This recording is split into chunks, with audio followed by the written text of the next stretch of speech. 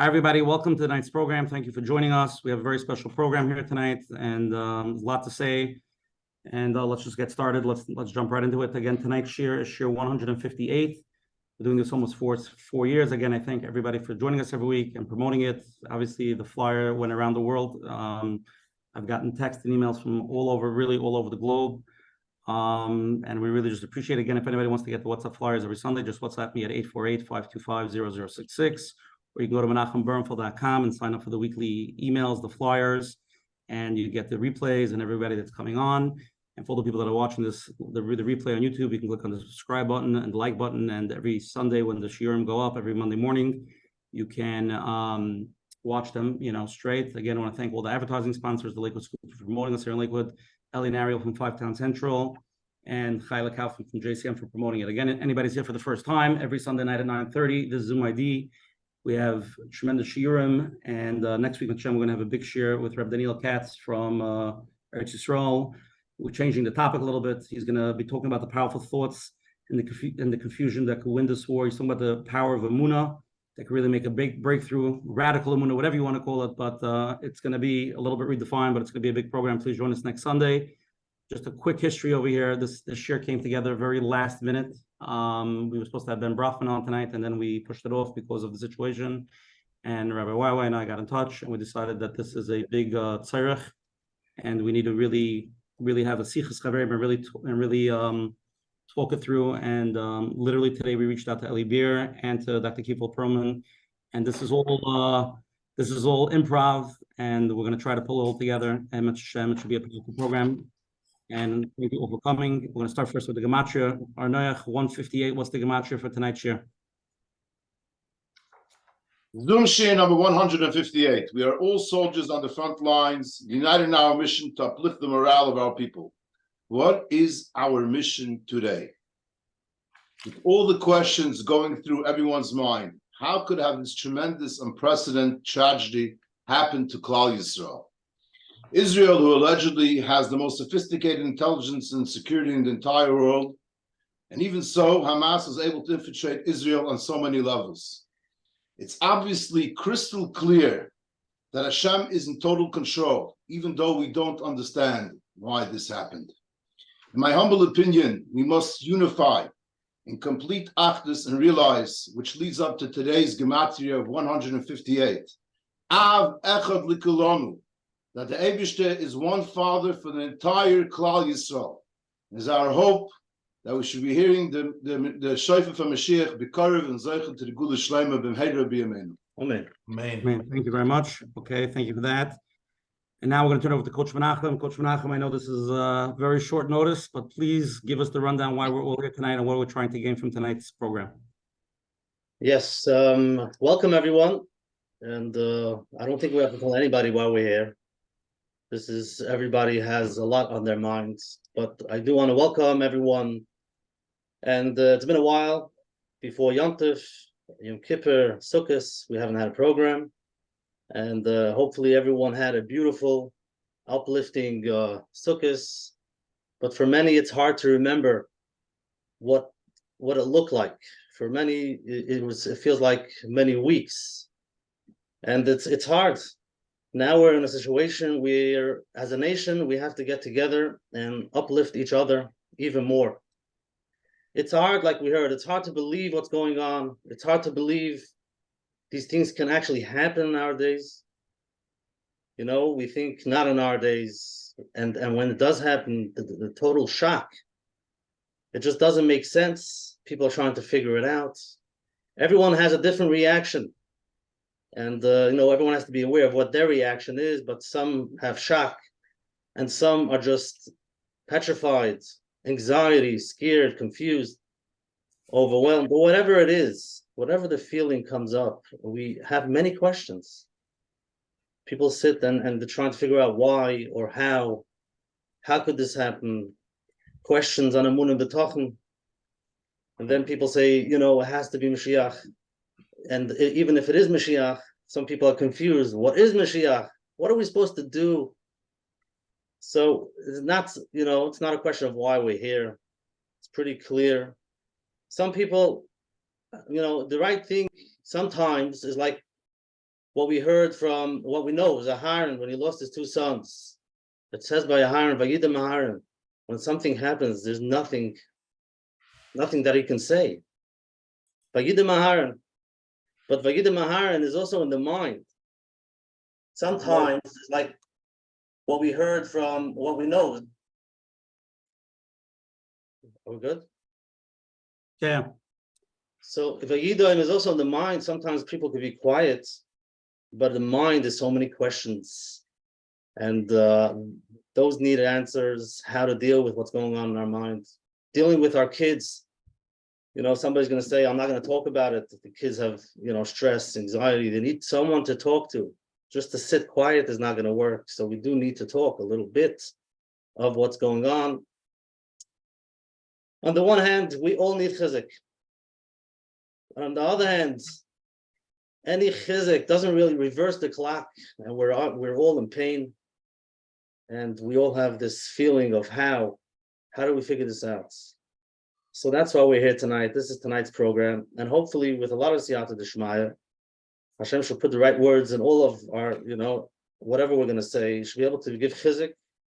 We should be able to mechazik ourselves in amunah betachon, become stronger, and even though we don't know clearly what to do, but get a sense of some clarity of where we can go with this in Hashem. Thank you. Coach Menachem, beautiful. Again, we're going to do the overview of the shir, and then we'll go through some of the people that helped sponsor tonight's shir, put it together. Again, tonight's shir is titled, We're All Soldiers on the Front Line, United in a Mission to Uplift the Morale of People. What is our mission today? How could this happen? Why? Where do we go from here? Menachem, Eli Beer is here. We're going to try to ask him, really what's going on the front lines. A lot of questions people have for him, and anything the emotional and the therapeutic parts. We brought in our in-house expert, Dr. Akiva Perlman, and thank you for joining us. Tonight's share sponsored, first of all, by Rabbi and Mrs. Gold, who said they wanted, because they heard Eli Beer is coming on, they have children in Eretz Yisrael. They said they're going to sponsor a nice amount of money to United Hatorah. Menachem, after the share, Menachem will send out the United Hatorah link. Everybody who could chip in. Obviously, the tzarich is tremendous. It's also, somebody sent me an email. They have a child, Yitzchak Yudah Ben Chana, a combat soldier right now, is on the Gaza border, and they want to share to be a zchus for them. It should be safe. And they had an older son who passed away 13 years ago, Il Nishmas Pesach Tzvi Ben Chana, on his 13th yahrzeit. And we're going to go first now to Yochanan Palter, who very close friend of ours, and he has an amazing program, Fresh Start, and he put together a program. He's going to speak about it very short for people that. Yochanan, take it away. I'm not going to give it away. I am here. Thank you, Ushi. Okay, we're going to make this, hold on here. Let me just. You're good. We see it. Okay, you see it. Okay. So we're obviously all here to hear Divrei Chizuk tonight, so I'm going to be very brief. Moments like these are unprecedented and tend to stir up a lot of strong emotions, feelings, anxieties that may have been dormant for years. I'm sure you're going to hear more about that from Rabbi Akiva on this. But Fresh Start is here to help Klal Yisrael to manage and heal from trauma, both past and present.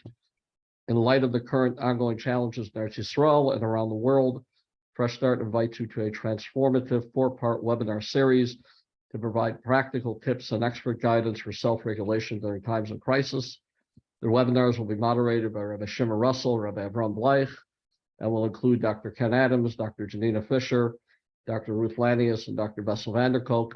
To learn more and register for this free webinar series, please visit jewishfreshstart.com, and we'll post the link in the chat.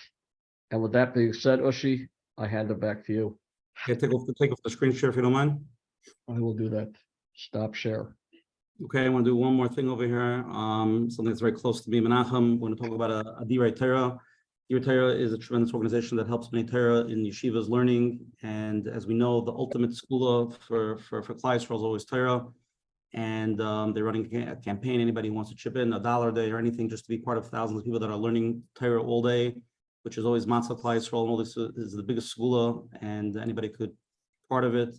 Whatever you can give, it doesn't make a difference. Just be part of Torah. Menachem, say something about Adirei Hatorah. I don't have much to say. Talk about thousands of people sitting and learning, and like the headlines tonight, we're all up front. Everybody has a mission, and some are running around with their guns, with doing what they need to do. Others sit and learn hours and hours straight, and it's all needed. So if we have a zchus in both, you could send food to Chayalim, and send a few dollars for the people that are learning. Okay, now we reached 1,000. We're maxed out. Anybody who's here tonight that's 100% sure not going to ask a question, we're going to get very little questions tonight. Please go now to the yeshiva.net, Rabbi YY's website. It's streaming live over there. You could watch it over there. So that will let more people come in, and I'll keep on trying to throw people off of the Zoom onto the yeshiva.net. The yeshiva, T-H-E. Theyeshiva.net. Yes. Sorry, theyeshiva.net. Anybody who can sign off the Zoom, go there. It would let more people come in and give more chizuk for people that want to hear tonight. People are texting all the time, they can't get on. So please, again, one more time, go to yeshiva.net. Rabbi YY, I'm going to give you a whole bio and read your whole introduction, your whole life history.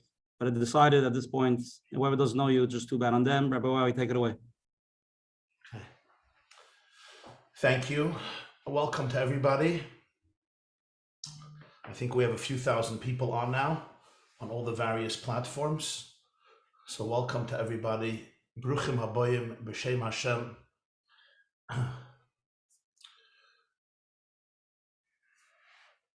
There's an expression in Yiddish, an old expression, as es schwer zu reden, aber es ist noch schwerer zu schweigen. There are moments in life when it's very difficult to speak. And one naturally just wants to remain silent. One naturally wants to remain in their own cocoon with people that are very close to them, to feel more cozy, more connected, more intimate. But it's sometimes even more difficult to be silent. This is not one of the shiurim or lectures that I or any of my colleagues aspire to or pine for. This has been one of the most, you'll forgive me if I break down at some point, but this has been one of the most difficult weeks for the Jewish people. As many have said, that since the Holocaust, literally since the Holocaust, which means we're talking about 8 decades, there has not been so many Jews murdered in one single day as this year, Shmini Atzeres and Simchas Torah, Shabbos, October 7th, 2023, 50 years after the Yom Kippur War. And, some of us talk a lot about generational trauma. We thought we're talking about generational trauma that we're dealing with from previous generations. Nobody in their worst nightmares thought about, the living trauma. The pain and the grief in the Holy Land this week is unfathomable. More than 1,000 families sitting Shiva. More than 1,000 funerals. Think about the families shattered and crushed. The families of the wounded. You're talking about almost 4,000 people wounded. You're talking about more than 1,300 people killed. And then you're talking about more than 100 in captivity in Gaza. They and their families, and all of Israel, and all of the Jewish people the world over. We're all reeling. Anyone with a heart and a soul, and every Jew has a heart and a soul, has been touched this week to our core. And thus we're coming together tonight because it's obvious. What was Hamas's plan, besides murdering Jews, torturing Jews, abusing Jews? The plan was to strike fear into the heart of the Jewish people, to demoralize our nation, to demoralize Israel, to inculcate us with dread and panic. And therefore, an essential part of the victory and of the fight back is to lift the morale of the Jewish people. In Eretz Yisrael, on that dark morning, they all read Parshas V'Zois HaBrocha. For us, it was Shmini Atzeres. And they read that pasuk in the last parsha of Torah. Moshe Rabbeinu speaks moments before his passing, and he says, Ashrecha Yisrael, mi kamoicha, am noisha b'Hashem magin ezrecha, asher cherev gavasecha, v'yikacha shu'evecha loch, v'atal b'mesem esidrach. So Rashi writes, and I quoted it here, I put it down there, I wanted to quote the words of Rashi. After all the blessings to all the Shvatim, amazing, powerful, stupendous blessings, Moshe Rabbeinu says, Ashrecha Yisrael, acher sheparet lehem habrachas. After he specified all the blessings, Amar lahem, Mali lifrit lachem. Why should I get specific? Klal davar, hakol shalachem. The summation is, it's all yours. Ashrecha Yisrael, micha moicha. So I want to share with you a little story that happened this past Thursday. For me, it's very meaningful. I heard it from the person who was present. This happened at North Carolina University and NCU. I have a friend, a colleague, his name is Rabbi Zalman Blooming. He's the Chabad Rabbi and Shliach at Duke University and NCU. Sadly, this is also unfathomable. There have been demonstrations this past week in universities across America protesting against Israel and blaming the atrocities on Israel. It's horrific. It's so sad. It's so sad because you have Jews at these demonstrations. So there was a demonstration at NCU against Israel. A Jewish professor in the university who's secular, very secular, and liberal, and atheist, heard about it. But he's a Jew. He's a human being. He has a sensitive heart. He has a basic morality. So he was outraged and he came running to the demonstration and he started to shout on top of his lungs, yelling at the protesters that they sound like Nazis. They're talking like Nazis, celebrating an organization that is so overjoyed to murder and burn Jewish babies. You're like Nazis, Nazis, Nazis. The police escorted him away from the demonstration, supposedly for his own protection. He went back to the university and then it was time for class. So he came into his lecture auditorium and he sat down or he stood up to give his lecture. And before he begins, a young woman studying in his class comes over to him with a bouquet of flowers. And she presents it to him. So he asks her, "What's this?" So she says, "I wanted to tell you how proud I am for what you just did outside. That you stood up for truth, you stood up for life, you stood up for love, you stood up for decency, you stood up for humanity, for heaven's sake. I am so proud of you and I was so moved by your behavior and the fact that you lost yourself. I wanted to show you my appreciation and gratitude. So here's a bouquet of flowers." So he looks at her and he says, "You're probably Jewish." She says, "No, I'm not." So he says, "So why do you care so much?" She says, "Because you're the chosen people." He looks at her and says, "You have been in my class for a while. You know that I don't believe that." She looks at him and says, "You may not believe it, but we all know it." In the darkness of this week, we also saw something else. We saw Ashrecha Yisrael Micha Moicha on two levels. First of all, the hate. The pasuk says, "Show me who hates you, and I'll tell you who you are."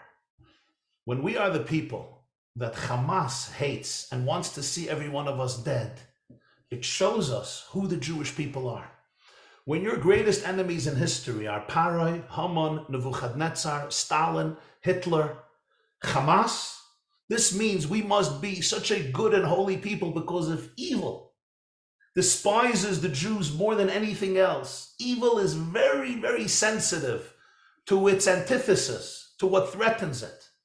When we see who despises us, who hates us, if people who are capable of such barbaric, sadistic, inhumane evil, and to dance for it, to celebrate it, and they are the ones who hate the Jewish people. For them, we are their greatest threat. A little Jewish baby represents a threat to their existence. They gleefully want to murder her or him. What does this tell you? Ashrecha Yisrael Micha Moicha. You belong to a people that embodies the deepest goodness and holiness and sanctity and morality and love and compassion and divinity and beauty and ecstasy in the world. That's something we need to celebrate. And when you look at the response of the Jewish people this week, when you look at the outpouring of love and grief, everyone who's reeling from pain, know why you're reeling in pain. Because you care, because you love your people, because you love love and you hate evil and you love goodness. Don't repress that pain. That pain tells you, Ashrecha Yisrael Micha Moicha. So my dearest brothers and sisters, bottom line, I think, or at least one of the bottom lines, is this is a time of a lot of pain, but a pain that needs to help us and guide us and elevate us to become the best version of ourselves, to understand what was targeted, who was targeted, why were we targeted, and thus to understand that at this moment, our calling, every one of us, is to lift up our morale as Jews, to inspire ourselves, to inspire others, and to live the best and deepest version of ourselves. There's no question that every Jew was called to war last Shabbos. Every Jew was summoned to a battle. Every Jew is now engaged in a war, but a war has many divisions. Tzivos Hashem, God's army, also has many divisions, like every army. The question is not if you were drafted. The question is for you and me to be able to ask ourselves, what division have I been drafted to? What are my skills? What are my talents? What are my resources? What is my shlichus? What is my unique mission? Everyone is a soldier on the front lines today. But I have to ask myself, what division have I been drafted to? What is my mission today? How will I help my brothers and sisters? Lift them up from the abyss, lift them up from depression, from demoralization, inculcate myself, my children, the people around me, with fortitude, with resolve, with confidence, with courage. Times of war are horrific, but they can also bring out a clarity and a decisiveness that is unparalleled.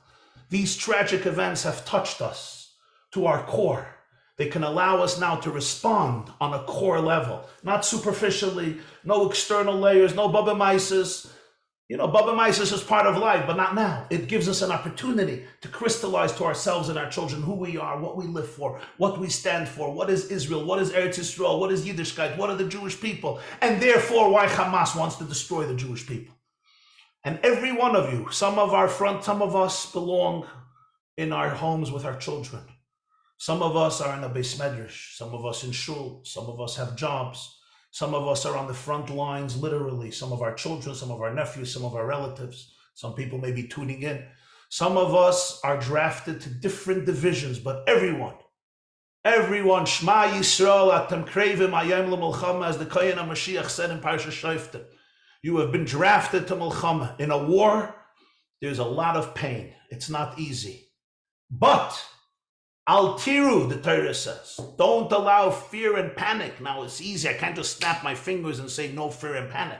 This is an inner calling within myself, within yourself, which we're going to try to help each other throughout this evening to be able to reach this space, this place of opening ourselves up to the unique calling and opportunity of our mission right now at these critical times for Israel and for the Jewish people. I think we should begin. We have here Eli Beer, who is, as you may know, the founder and the director of Hatzalah in Israel. Eli his own history and his own story with founding Hatzalah and his own journey is quite fascinating. But it's now 4:30 in the morning for him, or almost 5 o'clock in the morning for him in Eretz Yisrael. And we have here Eli. So I think we should begin with that, because here's somebody who's always on the front lines and been on the front lines, I think, from the moment he heard the call. So Eli, can we begin with a few questions? Good morning from Eretz Yisrael, and it's a great honor to be with you on the same podcast. And I'm sorry it's in this circumstance. I wish it was in better circumstances. On Hanukkah, we lit a menorah together in Mamula. Yes. We lit the menorah together. Oh, love. The truth is, I came because of you. 4:30 in the morning to go on a Zoom call. You need to be Meshuggah. But you're a certified Meshuggah already for many years. I'm the chief Meshuggah here. You wouldn't have founded Hatzalah. We know this story, you know.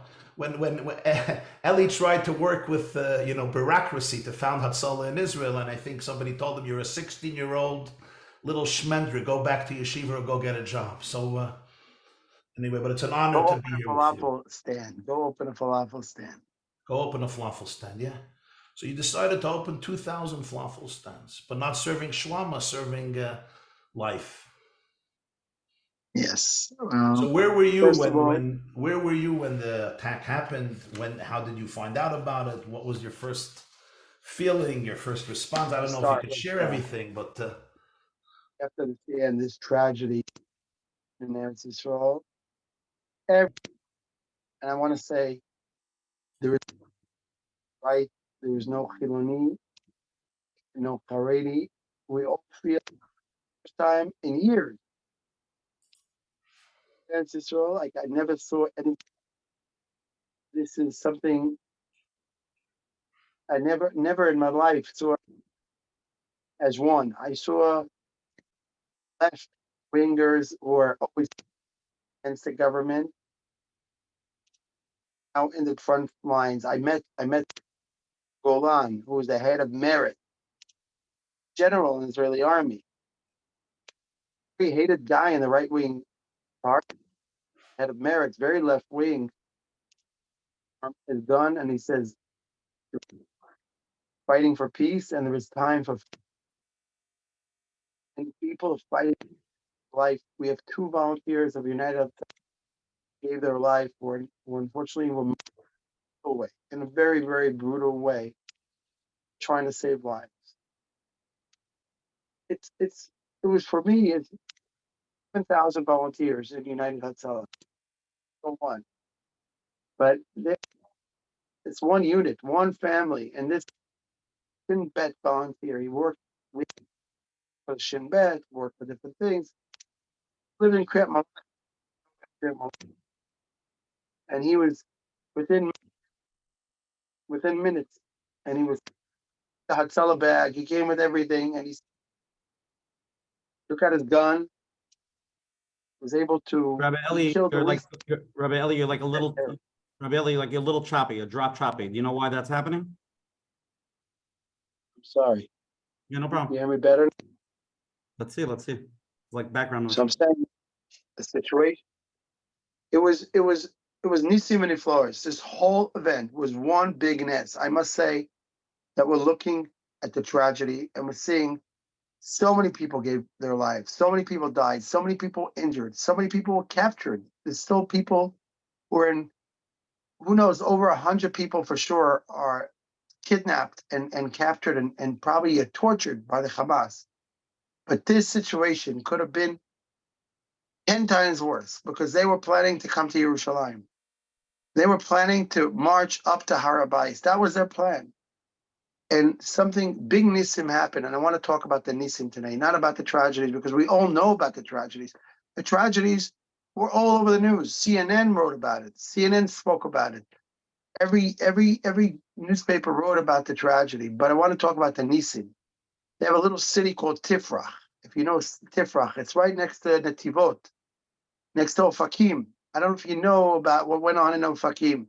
That terrorists here for 24 hours. Terrorists were in the city taking over homes. Tifrach has thousands of firm families, of families that have yeshivas there, 7 or 8 yeshivas. Every yeshiva was full of the yeshiva boys who was dancing for Simchas Torah. Think about the disaster that could have happened with thousands and thousands of students. Not one of them has a gun. These were going on there, and not even one person got hurt in Tifrach. It was right next to everything. They somehow skipped, they passed by Tifrach, and they didn't go in. Think about the nisim that we had. Somehow these terrorists got distracted with money. They started, it's unbelievable. These guys came to kill Jews, and they were all about killing babies, killing women, killing everyone. They saw credit cards of their victims. They started shopping in Russian websites. They started shopping in Russian websites. Can you believe it? This is unbelievable what they were doing. They got distracted. They could have continued to other cities. Israel was not prepared for this. I am very proud of thousands of volunteers of United Hatorah who left their homes at 6:30 in the morning, 7 o'clock in the morning, and rushed down to help out the people who were in trouble, people who needed help. Thousands of victims that we were treating. People were injured in very difficult situations. My wife, Gitti, who is a tzaddikus, she left Yerushalayim. We were all together for Simchas Torah. And she left Yerushalayim. She went down there. She's a paramedic.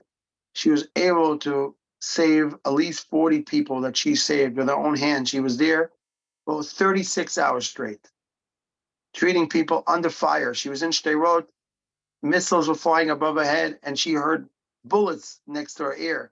And she continued working together with other heroes. Where were And you? it's unbelievable Where were the you? nisim that we had. Where were you, Eli? I was in Yerushalayim. We were all together in Yerushalayim. And I was woken up at 6:40. We had a volunteer. His name is Rabbi Chaim Sassi. He was driving. He was going to shul. He had a talis on him. He was going to shul in Sderot. He lives in Sderot. He's used to missiles. He's used to everything. He doesn't get excited from it. And all of a sudden, he gets a call on the Hatzalah radio that they have a shooting in the police station. So he runs back home. He jumps on the ambicycle, and he starts driving towards the police station. When he gets close to the police station, he sees the fire going on, the shooting. He takes out his weapon while he's driving the Hatzalah ambicycle. He holds it. He's a Dayan. He's a Dayan. He's not a young guy like 20 years old. He takes out his weapon from his right side, and he points it towards the first terrorist he sees. He hit 4 terrorists. One of them he killed right away. 4 of them he injured seriously. Then he felt a bullet in his arm and his face and his leg, and he fell off the ambicycle. While he was down on the floor, he fell off the ambicycle. He called for help, and that's when they called me already. He said, we have 25 terrorists here in Sderot. Once they called me and said 25 terrorists in Sderot, I knew something is bad, because Sderot, they have to pass through other villages to get to Sderot, other yeshuvim, other kibbutzim. Then we heard the missile attacks, and then we heard other attacks. We had another volunteer in Kfar Aza who was yelling for help. He said terrorists are everywhere. So I knew already the situation is really, really bad. I didn't know it was a war. I thought a few terrorist groups came in. So we all got up. My whole family's in Hatzalah, my wife, my kids. I have 5 kids in Hatzalah. My son's in the army. My son's in the special forces now. So right away, I'm like, we're all like running everywhere. I ran to the Hatzalah station in Yerushalayim, the main headquarters. And we have 10 dispatchers at night, 10 dispatchers. I knew right away they're not going to have enough dispatchers. We were getting phone calls from women and people crying on the phone, save me, save me. We're hiding in the attic. It sounded like a movie. It sounded like I'm in the Holocaust Museum in Yad Vashem.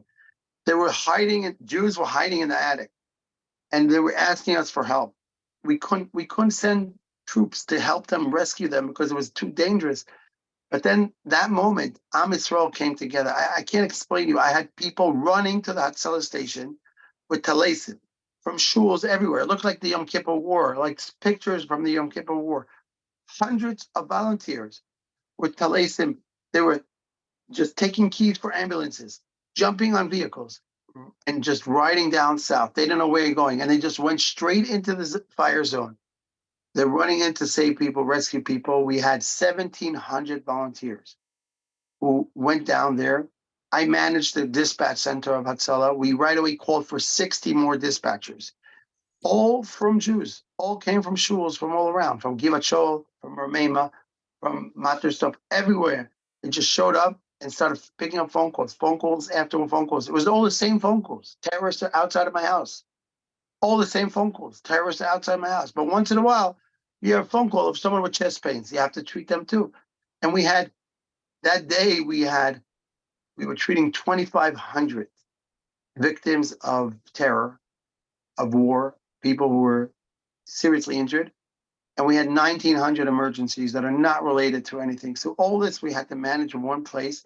Wow. We had to open the bomb shelter. It was a chaos. But Baruch Hashem, I could say that United Hatzalah was ready, because we always practiced that something could happen, a war could happen. We always do practicing.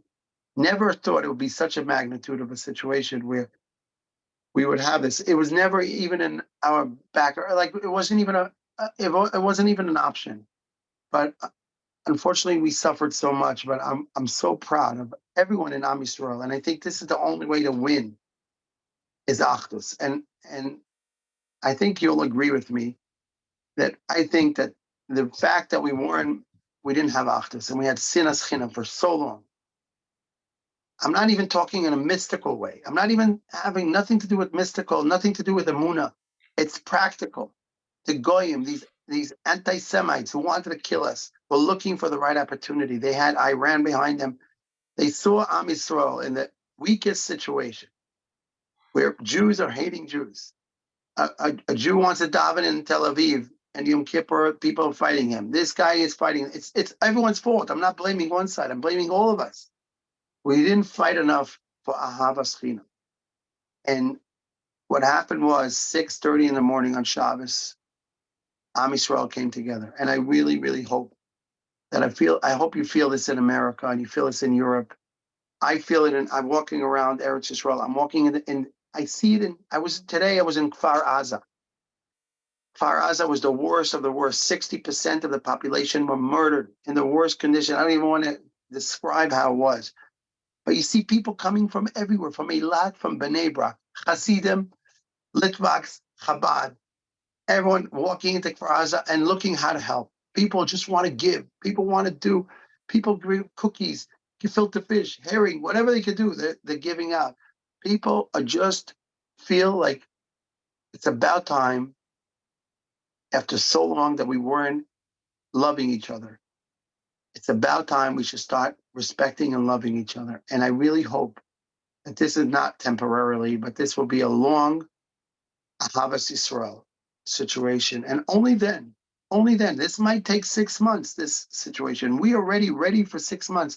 We are preparing ourselves for a 6 months war with Hamas and with Hezbollah and inside Israel. We have so many enemies inside Israel, unfortunately. Yeah. But I know, and I have hope, I'm here in Israel. I'm not leaving. I'm not flying to Miami. I'm staying here. My son's in the front lines in Gaza. He's there, and I'm not worried. Your son is inside of Gaza? Your son is in Gaza? My son is on the border of Gaza. He's in the special forces, my son. He's practicing for 2 years for a situation like this. And now even more, the last few days, only they practice. They're practicing all day. They're outside of the border. They have 350,000 soldiers there. 350,000 Israeli soldiers are out surrounding the Gaza Strip, besides for another 150,000 up north. So we're talking about almost every family in Israel feels this. Wow. And I'm telling you, as an Israeli, as an American also, but a Jew, I never thought I'll live through a situation like this. I never thought I'll see a mini Holocaust. That's how I look at it. I went into this Be'eri. I saw it. We had a volunteer. His name is Shalom. He's a Chassidish guy who made Aliyah from England a few years ago. Shalom made Aliyah. He's a little payas going on the sides. He went in with the special forces, with this vest, with the bulletproof and the helmet. The special forces went into Be'eri, to Kfar Aza, to rescue Kfar Aza. He went in with them, and he heard a screaming of babies. Babies were crying, babies. They found after 16 hours, the babies were laying in bed crying for 16 hours because the parents were murdered. The mother went out from the shelter to get milk for the babies, and they shot her. I don't want to even say what they did to her before they shot her. You could imagine what these chaleras did. These chaleras are the worst of the worst. They went and they did whatever they did with her and killed her and then killed her husband. And the 2 babies were left sleeping in the room. I don't know how they didn't find them. Shalom found them 16 hours after. They were starving. They were crying, 6 months old twins. And Shalom said to me when he was holding the baby, he felt like he's rescuing a Jew from the Holocaust. That's how he held the baby. He took the bottle. He made him a bottle. The baby, one of the babies, another Hatzalah volunteer, hold the second baby. And they gave the baby water. The baby didn't want to leave the bottle alone. He was so thirsty, dehydrated. Then they gave him milk or whatever it was. They made him from the same sink that the mother was laying on the floor. They made her food for the baby because they didn't have any other chance. The baby was starving. 2 babies. And that picture was in the front lines everywhere in CNN and everything with a Chassidish guy holding a baby. What a Kiddush Hashem. A Chassidish guy running in with special forces, rescuing Jewish kids in a kibbutz. In a kibbutz. This is the Am Yisrael that I want to be part of. This is the Achdus that I want. This is the Ahavas Yisrael that I want. I'm begging every day. I was doing this United Hatzalah. The reason I changed the name many years ago from Hatzalah to United Hatzalah is because we put everyone together. We have secular Jews from the kibbutzim with earrings. We have volunteers with tattoos everywhere, and we have volunteers with Shreimelach and Spudiks, all together in one organization. And 2 volunteers of ours died. Guess what? One of them was an Israeli secular Jew who was a Shin Bet guy. The second one was an Arab from Nazareth. And he was tortured like the Jew. They tortured this volunteer because they saw he was wearing a Hatzalah jacket with the state of Israel's flag on it. They took him and they tortured him. After 4 days, we found him. Only after 4 days. Another volunteer of ours, who's an Arab Israeli, a doctor in Soroka Hospital, he stopped to treat the victims because he was on the way to work. These terrorists caught him. He started talking Arabic to them. They shot him in his legs. Then they realized he's an Arab. They tied him to a light pole, and they made him watch how they're killing all the Israelis. And they said to him, "You are our protection, that when the soldiers come, they won't kill us because you're here." And they tied him to the pole.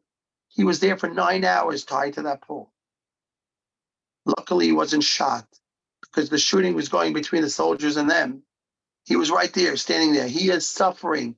He's a lover of Israel, this guy. He's a Bedouin. He served in the army. He served in the Israeli army. A lot of these Bedouins serve in the Israeli army. It's unbelievable. Everyone feels it here.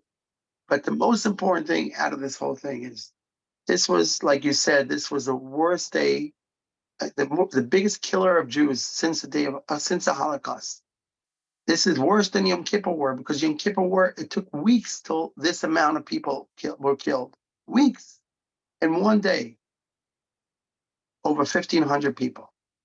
Over one day, and how many more people will die? People were captured. But my hope, my real hope, that we will all get chizuk by the Achdus, by the Avos Yisrael, and this is what I want. This is what I'm praying every day, and I'm asking all of us in Am Yisrael, in America. You see another Jew, smile to them. Give a nice word. It doesn't matter if the Jew has a beard or has a yarmulke or nothing. Just smile. We need this. This is the only way we could survive. Wow. How are you dealing emotionally with all of this? Personally, emotionally? Well, I feel destroyed. I say 10 days ago, I was another person. I didn't smile for 10 days. My wife, myself, my kids were just thinking of what we saw. I hear stories. I hear other volunteers talking all day. That's what we're talking about. This is nothing else we're talking about, not sports and nothing else. And it's very hard for us, but we know, I tell everyone, we have a responsibility. We can't break. We're like soldiers. We are soldiers. We cannot break. And we have to continue. And we have some miracles. Just 2 hours ago, next to my house at 1:30 in the morning, not far from me, a lady called Hatzalah. She felt like that she's giving birth. 2 Hatzalah volunteers arrived from the women's division and delivered a baby boy. And you hear these stories, it makes you know what? Good things are going to happen, Mitzvah Hashem. A lot of good things are going to happen. We just have to be in Emunah. We can't break. That's what the Hamas wants. That's what Iran wants. Iran is behind this whole thing, and we all know that. And this was not a plan by the Hamas. They don't have the seichel. Hamas, a bunch of lunatics, rapists. That's what they are. Eli, I want to ask you a question. For all the people that are coming here tonight, and I'm just telling you as a personal feeling, there's such a feeling of mixed emotions of fear and what's going to be and the news. And, right now we feel like America is very, pro, and, about President Biden really spoke amazing when he gave a speech, and they seem to be very supportive now of Israel, and they see, they seem to get it clear, but we all are just like inside, like scared of what's going on in Israel and how the anti-Semitism is pouring across America. The stories that are coming out, the protests, being there and seeing what's going on. Like, what could you tell us? Give us some chizuk over here. It's a different type of chizuk. Over there, you're dealing with live terror. Over here, we're dealing with like fear, of the unknown, of. We're just sitting back and watching it like I'm an outsider. What do you tell all the people worldwide not in Eretz Israel? But what should be our mindset? What are we supposed to think? Well, and 10 days ago when this thing started, I was devastated. I was sure we're losing the country. You know, in some points, if you go back in history 50 years ago, Golda Meir thought after the second or third day that the country's over. She actually thought that the Egyptians are going to catch her. So that's what I felt. And then I want to say, and I'm going back to what I said before, when I saw the Achdus, I knew we're going to win. And everywhere in the country, you see signs now. It says, Yachad Nenatzeach. Yachad Nenatzeach. It's all over the country. If you think about it, it's such a powerful saying. If we're together, we can go through this. It doesn't matter if you're in Lakewood. It doesn't matter if you're in Borough Park. It doesn't matter if you're in Los Angeles. All the Jews together will win all our enemies. We won 1946, 5 after the war. Look, the Jewish people came out of the worst situation. 6 million Jews were murdered. And look at us today. I think every single one of us has family members who were murdered in the Holocaust. And look at us, the Jewish nation. Yes, we got the worst thing that we could have imagined happen on Simchas Torah by us. Simchas Torah turned to a name of a war. It was Yom Kippur, now it's Simchas Torah. It turned to a name of a war. But I really believe that it brought us back together. Unfortunately, we were going in the wrong direction for the last few years. I was watching on the news, Shabbos in Manhattan, one of the biggest shuls in Manhattan, which is basically not so frum. They had videos. The shul, there wasn't a seat in the shul. I feel it. The amount of love that we feel, people calling me and sending me messages, and people apologizing when they're calling me. You know, they know we have a war. People are supporting. You're not going to believe the amount of love and support that is coming, not only towards United Hatzalah, of course, every yeshivas, organizations are pouring love, and people realize that it's about time that we really have to really care about each other. It's not about ourselves, it's about all of us. And I think this is the best message that has to come out of this whole thing. Lakewood and LA, Borough Park and Philadelphia, we're all together. Every Jew in the world, no matter who you are. And you have some people who are more frum or less frum or not frum. But the terrorists didn't choose who they're going to kill and who not. They killed everyone. They killed all the Jews. And so many miracles you're going to hear about a lot of miracles coming out of this whole story. Lots and lots and lots of miracles. I hear them all the time. Look, this could have been 10 times worse. They were planning to come to Yerushalayim. You know how many tourists they had in Yerushalayim for Simchas Torah? Hotels were packed. There were no police. From Sderot to Yerushalayim, there was no police. No police. Maybe one cop for people who were speeding. They would have gotten a few Hamas people would have got a speeding ticket. They had no security in Israel. It was a disaster what was going on. It was something that unheard of, that Israel should not have the army prepared. And the reason they didn't have anything prepared is because they were busy fighting with each other. That's the truth. They were not thinking about our enemies. We turned ourselves into the enemies. And now I think we realize, look at this, Benny Gantz is sitting together with Bibi Netanyahu. And hopefully, I don't know what's going to be. We're going to fight for a while, but I really feel that we're going to win because Am Yisrael, Chai v'Kayim, like we say, and we're here for staying. We're not leaving anywhere. And we're people willing to give their lives for it. Look at this, 350,000 soldiers down south. People are running. People are coming. I don't know if you saw them. There was chartered flights from LA. There was chartered flights of people that flew there. They had a charter flight left today with 300 people. People are begging to come to fight. People want to come protect the country. People want to come learn here. Not only fight, people want to come learn Torah here. People want to support.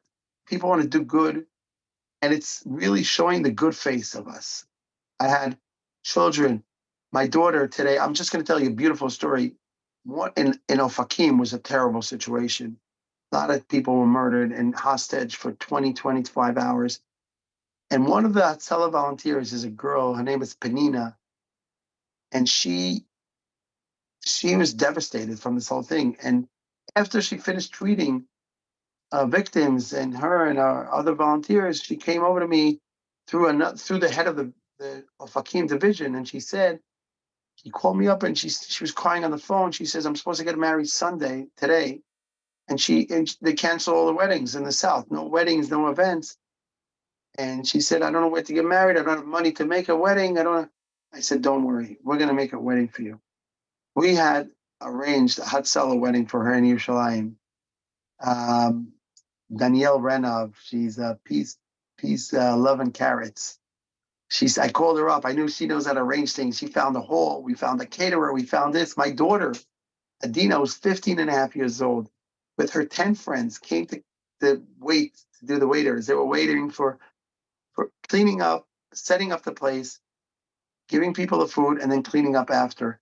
And this is all volunteers did. It was achdus. And then when people heard in Shar Chesed that they have a wedding of someone from Ofakim, and 500 people showed up to the wedding to dance in the shul that they made a wedding in. It's just showing the love that people want to give to each other. Yeah, Eli, I want to turn to another topic, and I want you to be part of it also. Dr. Perlman, the bottom line, and I'm talking for probably other people as well, how do we deal with our emotional, not to get wrapped into it? There's like this, I'm talking for myself, everybody could do whatever they want. There's that feeling of, okay, we're starting the Milchamas Gog Magog, and Mashiach is coming. There's the feeling that this is World War III. There's the feeling the Holocaust is starting. There's a feeling of extreme excitement at one side, on the other side, extreme fear. And then, of course, the $1 million question, the children from my 6-year-old listens, he turned on Alexa, says, tell me the news. He knows exactly what's going on. Okay, he's a little bit advanced, but 16 straight through. I mean, how do we deal with this? How are you dealing with this? Just let's talk about it. First of all, I think like everybody else, my emotions are all over the place. I think I started every single meeting this week with, I apologize in advance if at some point I start breaking down, because my heart is with you, my spirit is with you. I'm right here, but I'm also with our people. And to be with our people means that you're carrying their pain, you're feeling them, you're alongside them. I just wanted the basic answer to that question, Usher, and Coach Menachem as well, and Rabbi YY and Eli, and all the most amazing people in the world that are here together. This people is here just tonight. Just letting you know, there's somebody from Mexico, Argentina. We have everybody live here from around the world. Continue, sir. This is the biggest part of our healing, not healing because we're still in it. We don't know where this fight is going to take us. And I think we need to shift a little bit of the way we think about anxiety. We're always thinking about, how do I ground myself? How do I get okay? How do I do that? And I think what we're seeing is the best way we could do that is to convert that into action. We'll talk a little bit about it soon, some research with regards to that.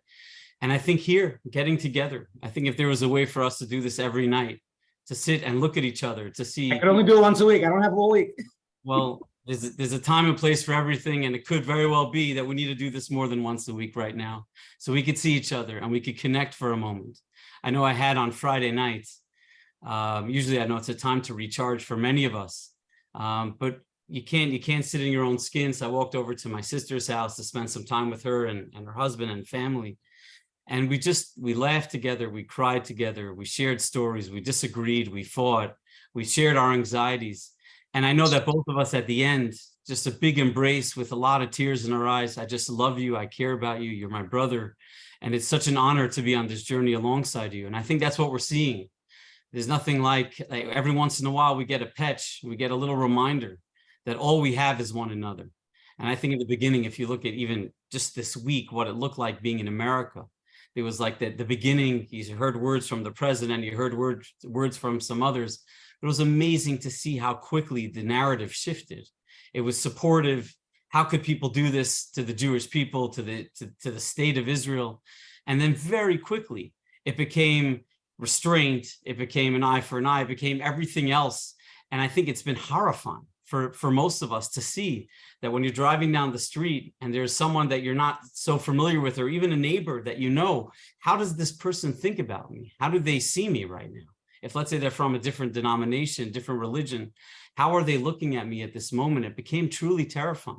I know for me, I was sharing with family that I'd feel safer in Eretz Yisrael because at least I know I'm with my family. I know what I'm up against. And over here, there's so much silence. There's so many looks that you're getting. I had already a few times this week just driving on the highway. You know, every once in a while when you're in traffic, you look at the car next to you. You try not to make too much eye contact, but every once in a while you do, you have a moment of connection. And this week I had at least 4 moments of disconnection where you just catch eyes with another human being. And instead of there being like just a polite hello, nice to acknowledge your existence, nice for you to notice me, there was like a look of disdain. There was a look of fear. And I remember sitting in my car, I think it was the first time in my life I actually experienced fear being in this country, a real sense of fear, like what's going to be.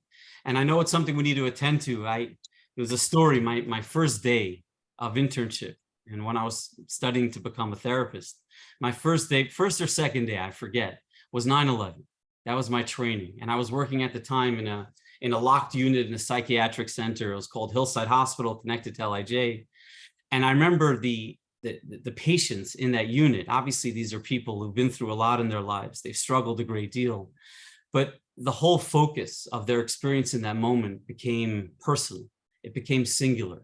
They all needed a great deal of medication just to like settle themselves down. And I was thinking about that in contrast to who we are as a people. When we suffer as a nation, we come together. It's not only about us as individuals. And yes, we're in anxiety. And I wish I could say, do this and you lose your anxiety. We could talk about things you could do to ground yourself, to connect. But at the end of the day, we know that we're going to be in a state of anxiety because it's an anxious time. We know that there's time, there's a time for anger, there's a time for love, there's a time for fear. And this is a time where we're truly afraid. No one here could predict the future. But we know that when we're together, we're strong. When we're unified, we become one singular people. And to see that happen, like in all these stories, Eli Beer is sharing the most beautiful stories of what it means for Klal Yisrael to come together. That's the greatest Yeshua that we have. There's no tricks of letting go of that anxiety. I think we need to talk to our kids openly. It's something we need to say, that we need to give kids a language for what's going on around them. They need to have the ability to ask, to get some degree of clarification, give them a language that's appropriate for them, that they could begin to align their inner world with their outer expression. So we don't have this fracture that could start early on. And then just today, I was sitting with a person who went through a lot. He had an experience in his life early on, deeply, deeply traumatizing. And I think for anyone who's close enough to trauma, they understand this idea that because he wasn't able to integrate that experience at that moment, and you see that fracture beginning, it began at a very early stage in his life, but here he is as a married adult, still living with that fracture, still holding on to that. And the best thing we could do, I remember asking him, I said, did you share this information, this experience with your parents? Did you let anyone know what you went through? And like most people who've been through any degree of trauma, the answer was you get like a blank stare. There was no one there. There was no one to talk to. There was no one that I could share that with. And when we think about our kids today, they see us. They know what we're going through. They know that the world is slightly chaotic at this moment, and that we're living with our own sense of uncertainty. We're on edge. And we need to find a way to explain to them in their own words that is appropriate for them. And like you said, Usher, you have a child who's possibly a little precocious in a beautiful way. And I'll use those kochas to bring great healing to our people in the future, God willing. It takes a lot of courage to stand up. And he's showing those signs early on, which is amazing. So he might need a different language than someone who is a little bit more withdrawn, a little quieter. But either way, we need to start thinking about what is the inherent language, what is the internal language of my children, and how could I find a way to reach them in that place so they don't have to absorb it, they don't have to hold on to it, that they know that there's, just like us as adults, what are we doing all day? Aside from watching the news, we're communicating with one another through WhatsApp. And yet children, because they don't even have words to express what's going on, they don't have that ability to share with one another. And we need to give them that ability. We need to be those people for them. We need to give them an opportunity to express what exists inside of them. And hopefully that'll give them that strength to stay aligned. And I think with ourselves, it's really the same. There's a lot of research, if I could start a little bit. There's a lot of research when it comes to how do you prevent trauma. And the irony of this, by the way, is that most of this research emerges from Eretz Yisrael. because it's a community, it's a country that lives in a state of trauma. So a lot of the most relevant research that we have on trauma, on PTSD, on what this does to people when they experience things that they can't integrate into themselves, it all comes from Eretz Yisrael. And I could imagine so much more will emerge from this as well. We'll be able to learn from it. But number one, there was a study that was done with Israeli soldiers after they experienced the loss within their unit. And they gave them options, 2 options. They said, option number 1, you could stay close proximity to your unit. You could process it with them. You could stay along with whatever fight that they're in.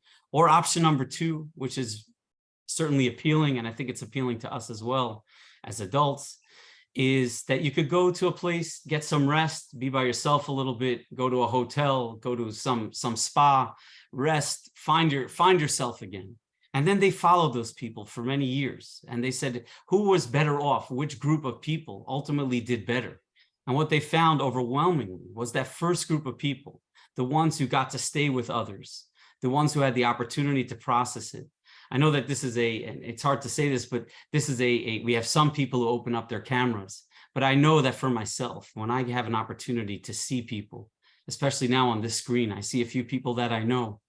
Shana was a student, and I see some others that are just people that mean so much to me in life. And when I see your face, it gives me a sense of connection. It gives me a sense of, I'm with you in this journey. I'm alongside you. And there's a purpose that comes along with that. When you stay engaged, you stay connected, you have the opportunity to mourn alongside one another, to share in the struggle with one another. And this is a moment where it's frightening. It's frightening to share this with one another, but we need to. We know that trauma is defined. It's really defined by any experience that we don't have the opportunity to integrate into our system. It's beyond us for whatever reason. And I think it's fair to say that this is an experience for all of us. It's simply beyond us. And so there's going to be an impact. There's going to be a ripple effect. And I wish I could say, do this, it's going to go away. But I think we all know, we're all wise enough to know that this is a moment where the best we could do is to have a moment like this, to share with one another, to love one another, to accept and embrace one another, because that's what we're here for. And to experience those moments together by engaging. I was speaking to my sister.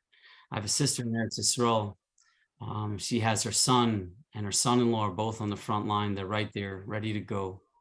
My dear nephew, Gabriel, he was a part of that unit, that base that was attacked. He had just graduated from the army a few months ago, and that was his base. That's where he was stationed. So most of those people were his undergraduates. And for him, the opportunity to say, I got to do something, it wasn't even a question. It was like, this is my duty. This is what it means to be a Jew. This is what it means to stand together as a people. And my sister, she has the ability, unlike I don't believe I'd be capable of doing this, but she's doing the taharas. And she's part of the Chevra Kadisha, her and her husband, and she's doing the taharas. Hard to even say this of the holy brothers and sisters who perished. And she's describing scene after scene of what is that like to, she told me one thing. She said that when you try to piece together a person because you want to present it to the family so they could bury them with dignity and respect. And she said, they're asking questions. Is this the top of the body? Is this the bottom of the body? How do we do this? And that's what she's facing. But because of her strength, because of who she is as a person, because she knows that it's her children that are on that front line, and she's sending them there with fear and apprehension, but with pride that these are her children. She's doing her part, and we need to do our part. Every one of us, like Rabbi Wawa was saying, that this is our shlichus. One way or another, we're being called upon to do something. I know even today, like showing up here, I don't believe I have a lot of words to share. I don't.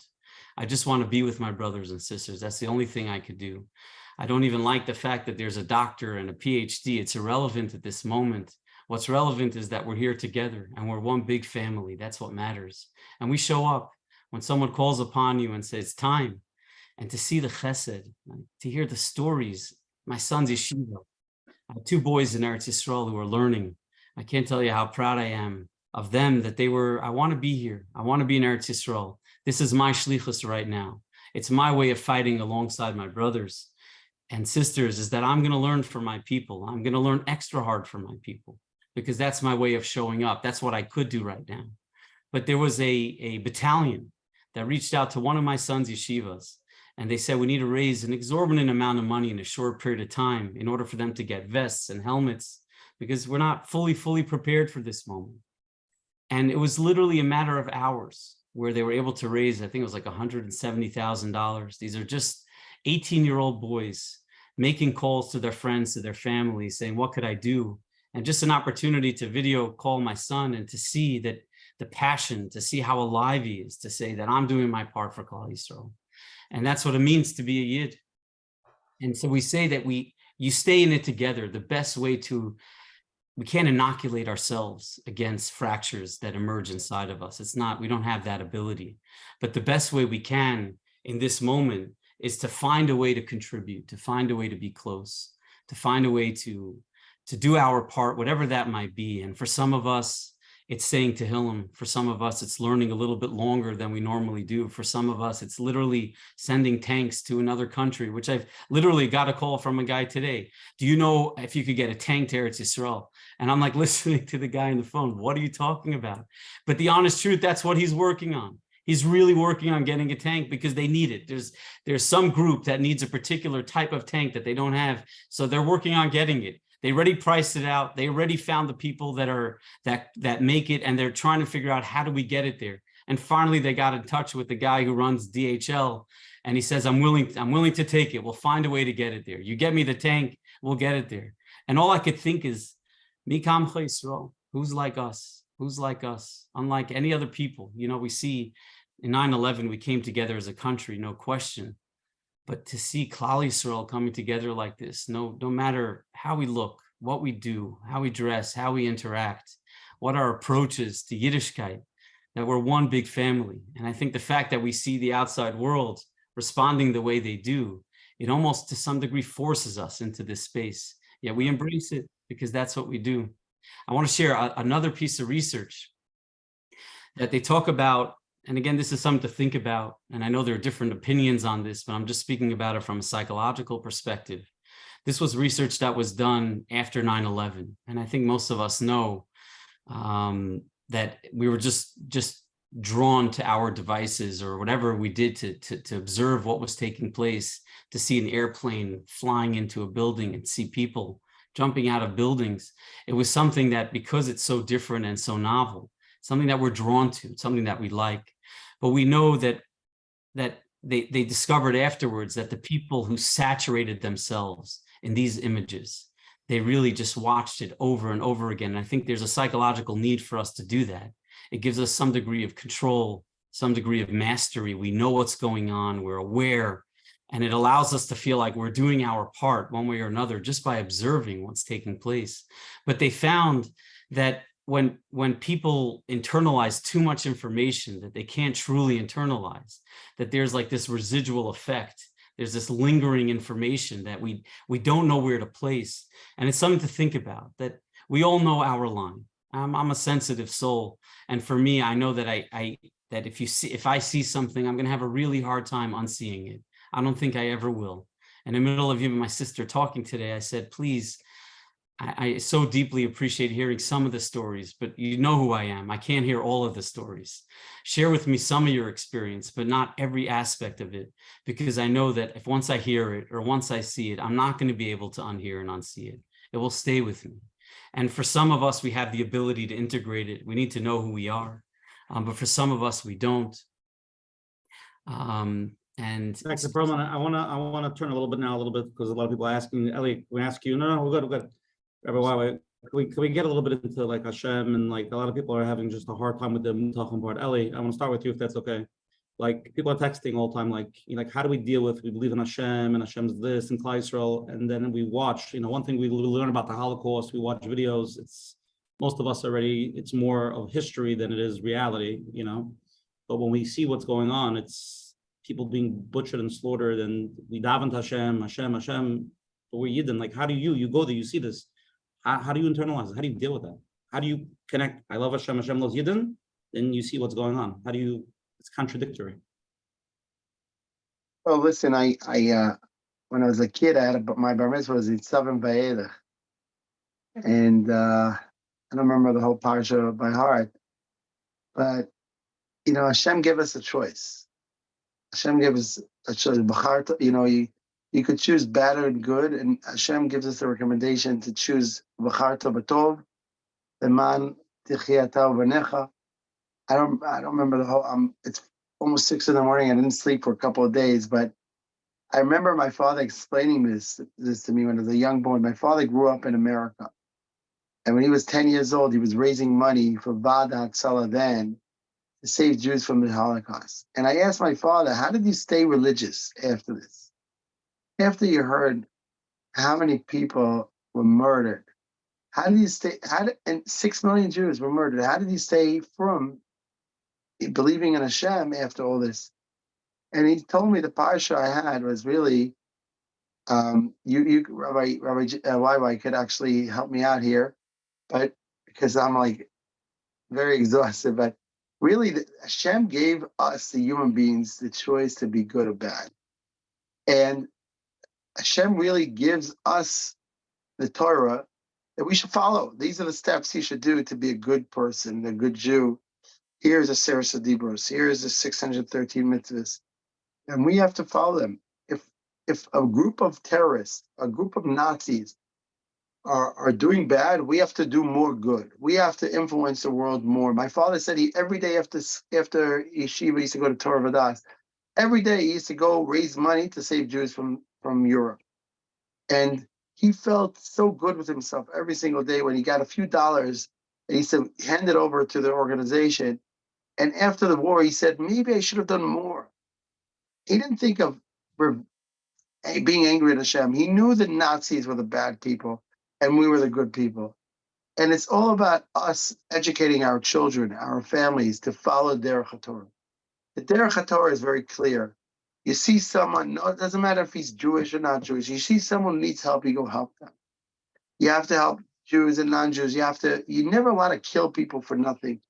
These guys, these terrorists, they do exactly the opposite. They choose the bad. They choose doing good bad. And it doesn't, I actually say that it's really nothing.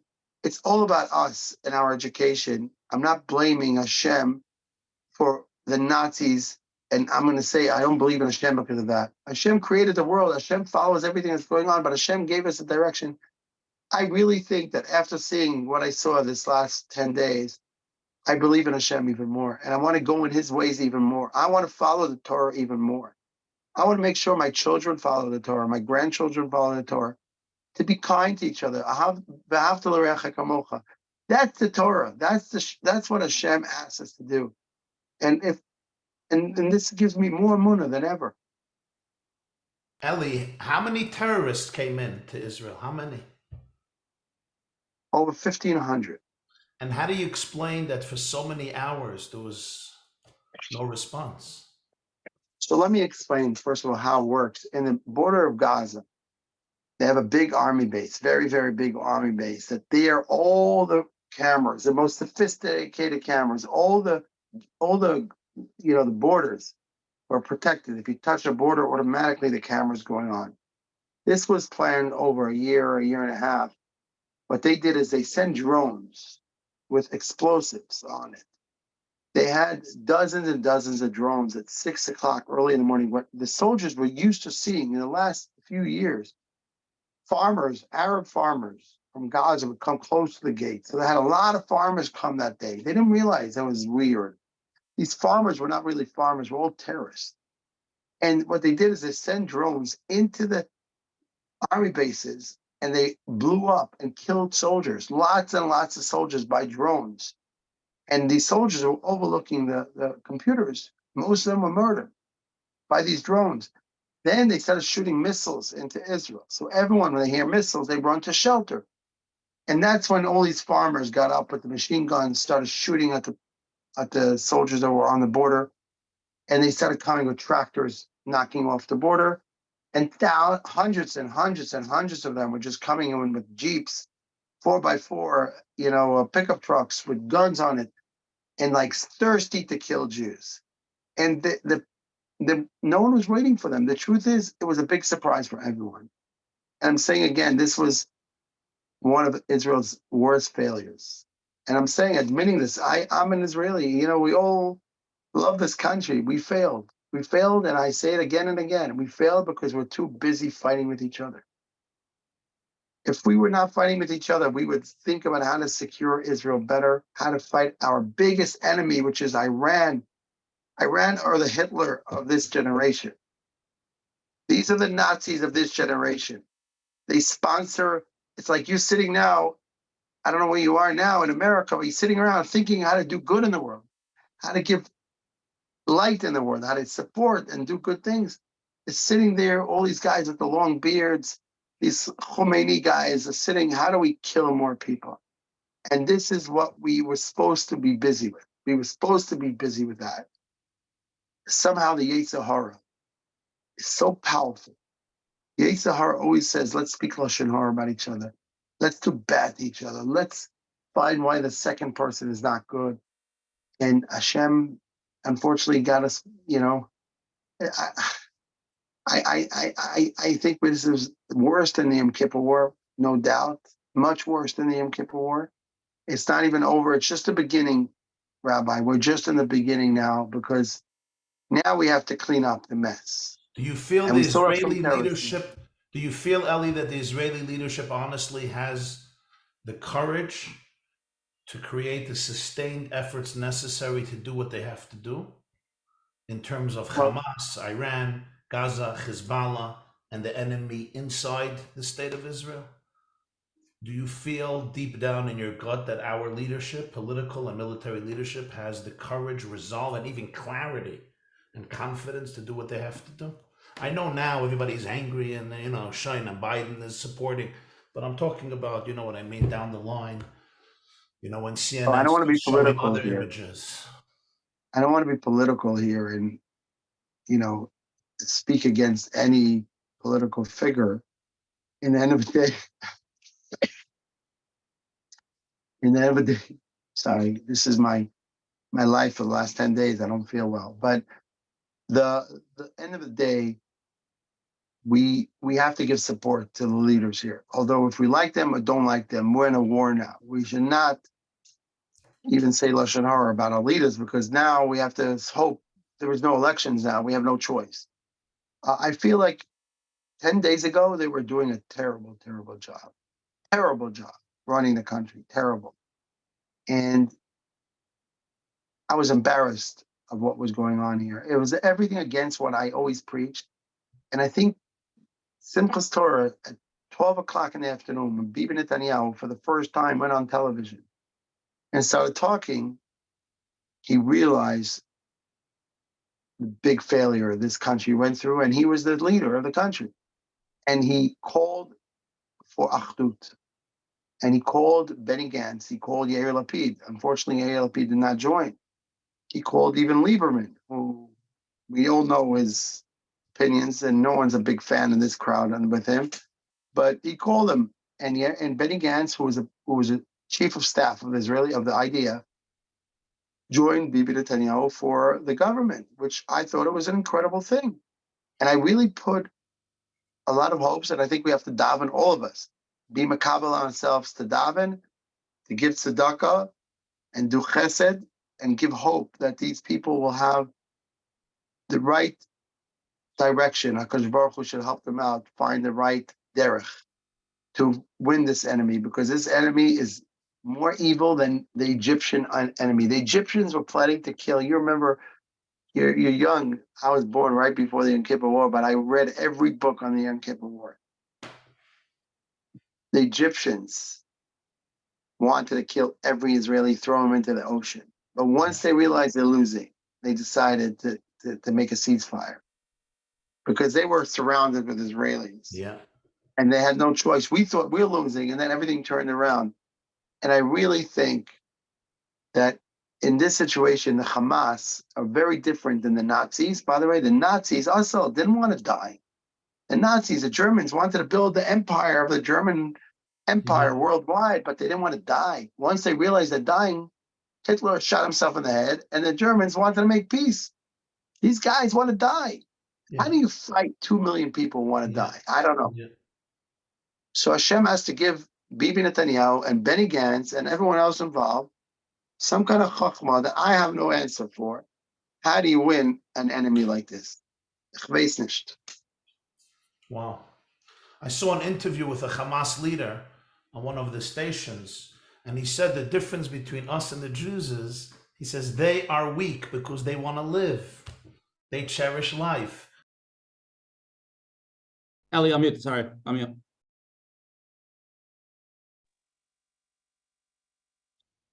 That is unbelievable. The rabbi is unmuted. Yeah, let me do Rabbi, why unmute? Oh, I'm sorry. No, this guy said in the interview, the Jews are weak because they love life. They cling to life. They'll do anything to live.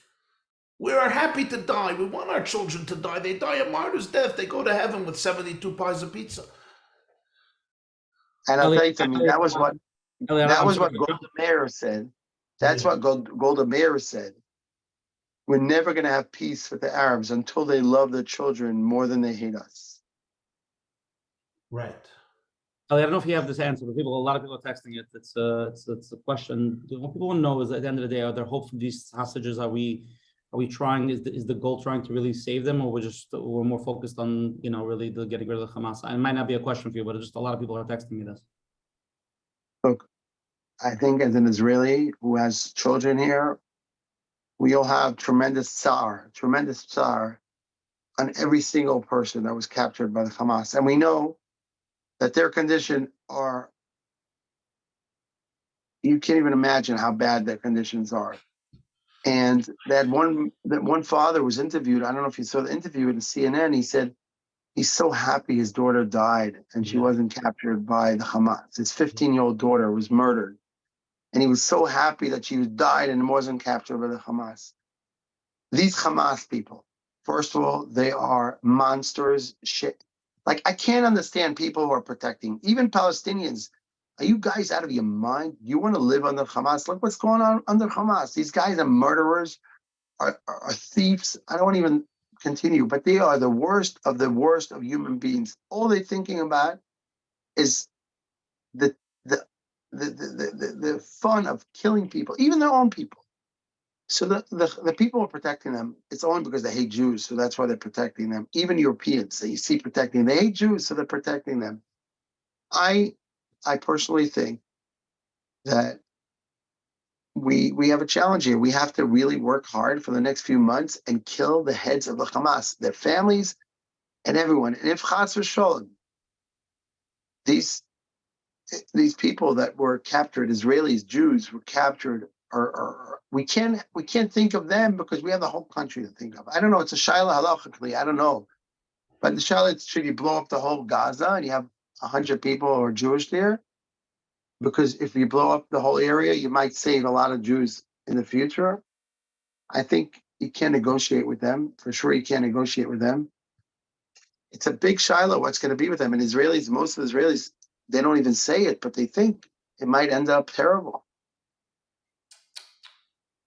Rabbi, I want to turn the question back to you, back to the Hashem, and the $1 million question. How, when we hear all this, how are we supposed to be mechazik ourselves and really pull ourselves together in a spiritual sense? And I'll bring up a side topic. I know nobody wants to answer the question, but are we supposed to think about this as really Seif Yamav? This is really the beginning of Seif Galus? Is this what we're holding?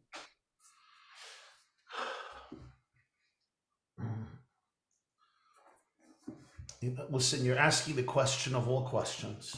Yep. It's the greatest and profoundest question of history. Where is God when innocent people suffer in this way? When you read Tehillim of David HaMelech, we read Tehillim in Hebrew, and very few of us understand the rich poetry of Tehillim. But if you understand the Kapitlach of Tehillim, it's extremely comforting, because David HaMelech and the other 9 writers of Tehillim, they express there the pain and the disappointment and the grief and the sense of despondency and loss from all the suffering and anguish that David experienced and the Jewish people experienced.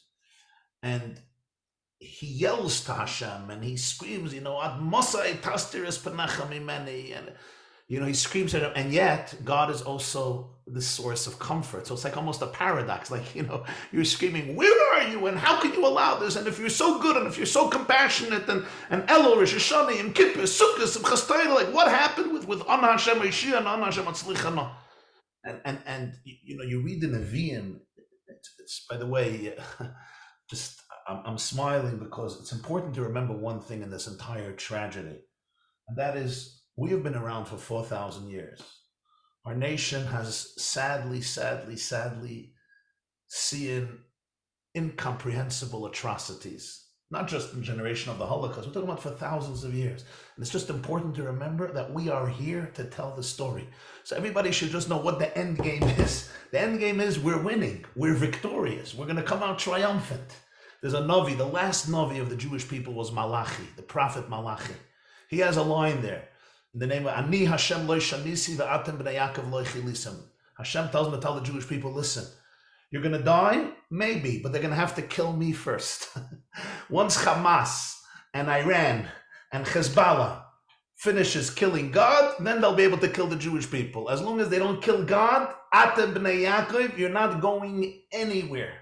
So if you ask, you know, where are the Egyptians and the Syrians and the Babylonians and the Greeks and then all the way back to Hitler and Stalin? And the answer is, they're gone. The empires are gone. The Jewish people are here. So that's the end story. You know, Am Yisrael, as Eli said, Am Yisrael Chai is not just a slogan, it's not a cliche, it's not just sung in Kennedy Airport, which is beautiful. It's in the DNA of the Jewish people because it's in the DNA of... Amalek is also still here. Amalek is still also Amalek is still here, like the Torah says. Machai timcha zecher Amalek, mulcham Hashem ba'Amalek midor dor. Midor dor. But like we say, Chayla Advekayim Lenetzach. It's just important to understand that we are Netzach Yisrael lo Yishaka, the Navi says.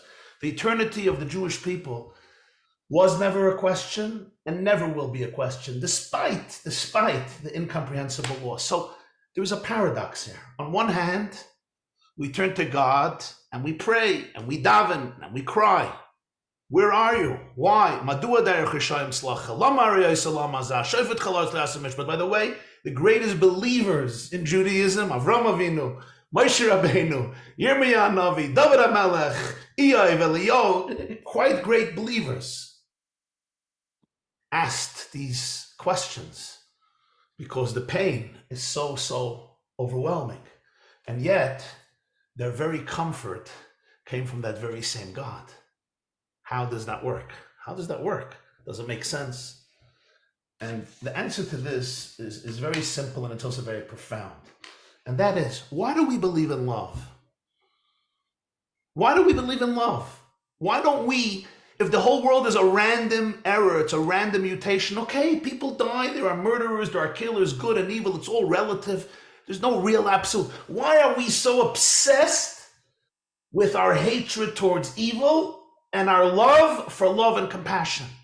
And the reason is because love and justice is in the DNA of the universe, because there's a God who's good. And that's what's entrenched in our systems. So we have to remember that our entire experience of love and compassion comes from the source of love and compassion. If you don't believe that in the world is a source of love and compassion, then this whole thing is just our own imagination. So the very emunah that makes us cry out, why is there so much pain in the world, tells us that the core of love and compassion is coming from a place much deeper than my mind and my heart. And therefore it brings me also to the next conclusion. And that is, there's no way that our finite brains can wrap themselves around the mysteries of life and the mysteries of the Jewish people. When you hear about what happened, if I try to assimilate it into my brain and try to understand it like I am trying to understand a Svari and Gematria, Rabbi Akiva, and I try to make sense of it, one of two things happen. Either it forces me to numb and detach from my emotions, or my mind becomes completely mashigah. There is a moment where I have to tell myself, I don't understand. I don't have to understand. When Rabbi Akiva, when the Malachim saw the fate of Rabbi Akiva, and they said, Zu Torah v'zu schara, Hashem's response is, shtoik, silence, kach Allah b'machshava. What type of response is that? Silence. Let's think about it. Their question wasn't only about words, it was a question about thoughts also. It's a place where the human mind, the human thought, the human experience of what is love, what is goodness, we just don't comprehend it. And therefore we cry and we're vulnerable and we roar. So our refuge is in God, who is the essence of love and the source of love. But we don't know exactly what that means. We understand about Hashem and his journey and his plan and his infinity as much as a plant in my garden who's watching me embrace my child or give something loving to my child. How much does that plant experience the emotion of love? The plant is a plant. We don't, the whole vocabulary of the divine completely transcends us. And yet, that is our only source of security. What is my source of? I once heard from Eli Wiesel. Eli Wiesel was in Auschwitz. And he said, I heard this from him once. He said he was once by the Lubavitcher Rebbe. And Eli Wiesel struggled with God terribly, like so many survivors. He wrote a book called Night, in which he writes some very, very powerful feelings about how he lost his God in Auschwitz. He saw a child hanging, I'm not going to get graphic here, but in his book Night. And he said this, he said he was once by the Rebbe, and at some point, these are two very educated, intelligent people. He said, I looked at the Lubavitcher Rebbe, and I said, how do you believe in God after Auschwitz? And he said that the Rebbe was silent for a few moments, very pensive. And then he looked at him and he said, in who do you want me to believe after Auschwitz? You want me to believe in human beings after Auschwitz? If there's any faith left at all in the destiny of mankind, it's only from something that transcends the ego and the mind of mankind. That was the response. We are torn, we are shattered, and a maimin, emunah, doesn't mean that I'm naive, I'm numb, I'm dumb, I'm detached. Emunah means that despite everything, I want to believe and hold on to something that is eternal and that transcends my ego, transcends my emotions, transcends my mind, and is a source of ultimate love and security, even if I can't explain it in rational equations and rational terms. It's the belief that each one of these Jews who were butchered to death, their life is not over. The Hamasniks were killed, and the Jews who were killed, they don't have exactly the same fate. Without God, they have exactly the same fate. They're dead, they're finished. Hamas is dead, the Jew is dead, no difference. Bad mazel, wrong place, wrong time. Faith means no, that their life, Hamas took their bodies, their life, their consciousness, the fact that they're part of the divine truth, which I can't see with my eyes, and that's why we cry for them, is not over. And it also means, faith also means that goodness will prevail, love will prevail, unity will prevail. That's what Mashiach means. Geula means that our job is to make this world a place of truth, a place of love, and that we're going to succeed with it. And it's a choice everybody has to make. The choice, Emunah is a choice in many ways. It's a choice that comes from the deepest part of the soul that says that I want to hold on to the fact that all our trauma and all our pain for 5,000 years was not just the mockery of evil, sinister monsters who get power and can do whatever they want. Yes, there are people who choose that philosophy, and I will never judge, because pain is pain. But this is the power of Judaism. This is the power of the Jewish people. And I know in my life, I know what I want to choose. Let's go to the live question. You're on. Hi. Okay, my question is, I see the outcries all over from the world out there against Israel about their, I guess, the way they're treating the innocent Palestinians, the women and children. And I know there's such a thing as collateral damage and war. My question is, A, for ourselves, like, we are a compassionate nation, Rahman ibn Rahmanim, like, how do we justify that to ourselves, that we are also causing suffering to innocent people? And like, we're not like Hamas, yet we are inadvertently causing the suffering? And B, how do we answer the world? Like, when I see all that, and like, I feel like I want to respond, but like, what do we respond? It's a great question, Rebbetzin Esther. May I respond? So I want to ask you. I want Dr. Perlman also to respond after you, okay? Okay, no, go. No. I'm not sure there'll be a need. I'm waiting for Rabbi Wawa. Please share. Okay. Rabbi Wawa, sorry. Yeah.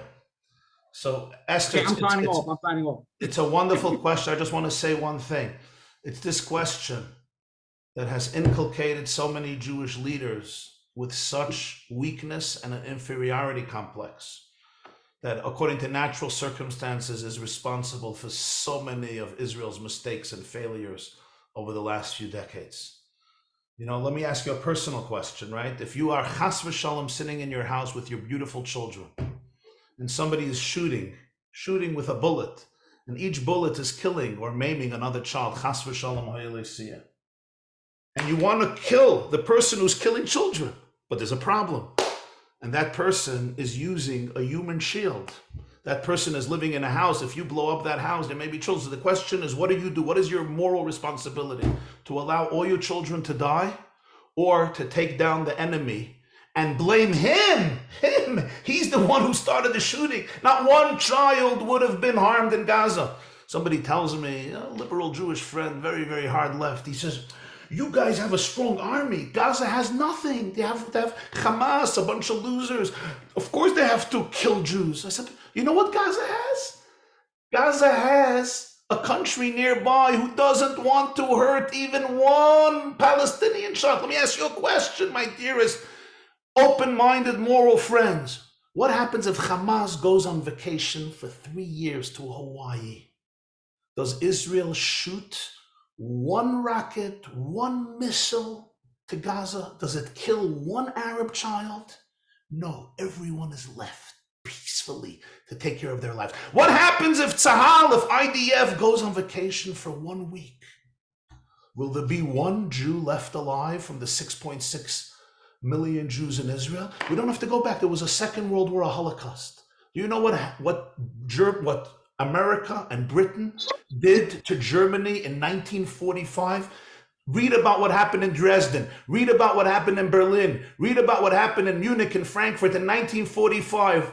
There were a lot of German casualties. Who do we blame? Churchill? America? We blame Hitler, the monster. He started a war. He's responsible for the Germans who are dying. We're blaming Israel for trying to protect 6.6 million Jews who would be slaughtered, then using human shields, and Israel is at fault. It is moral insanity. When they went to the World Trade Center, America flattened Afghanistan. There must have been hundreds of thousands, if not millions, of innocent people that got killed. Of course, you never want to target an innocent person. Which Jew wants to target one innocent person? You could count on your hand Jews who want to target innocent people. Instead of, Hamas is brilliant. They know that when they use human shields, the world is going to gang up against Israel.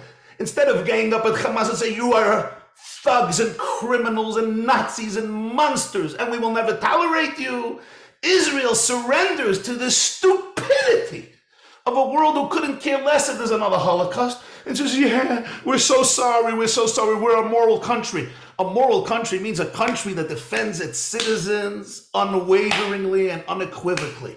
And it's this mindset, forgive my passion here, but it's important. It's this mindset that has crippled Jewish leaders for decades now, because we are a compassionate people. Sadly.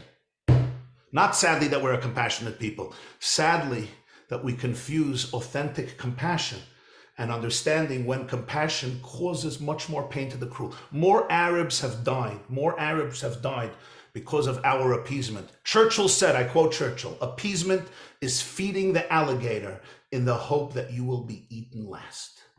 Sadly, since the 6-Day War, Israeli leaders with good intentions have embraced the path of appeasement.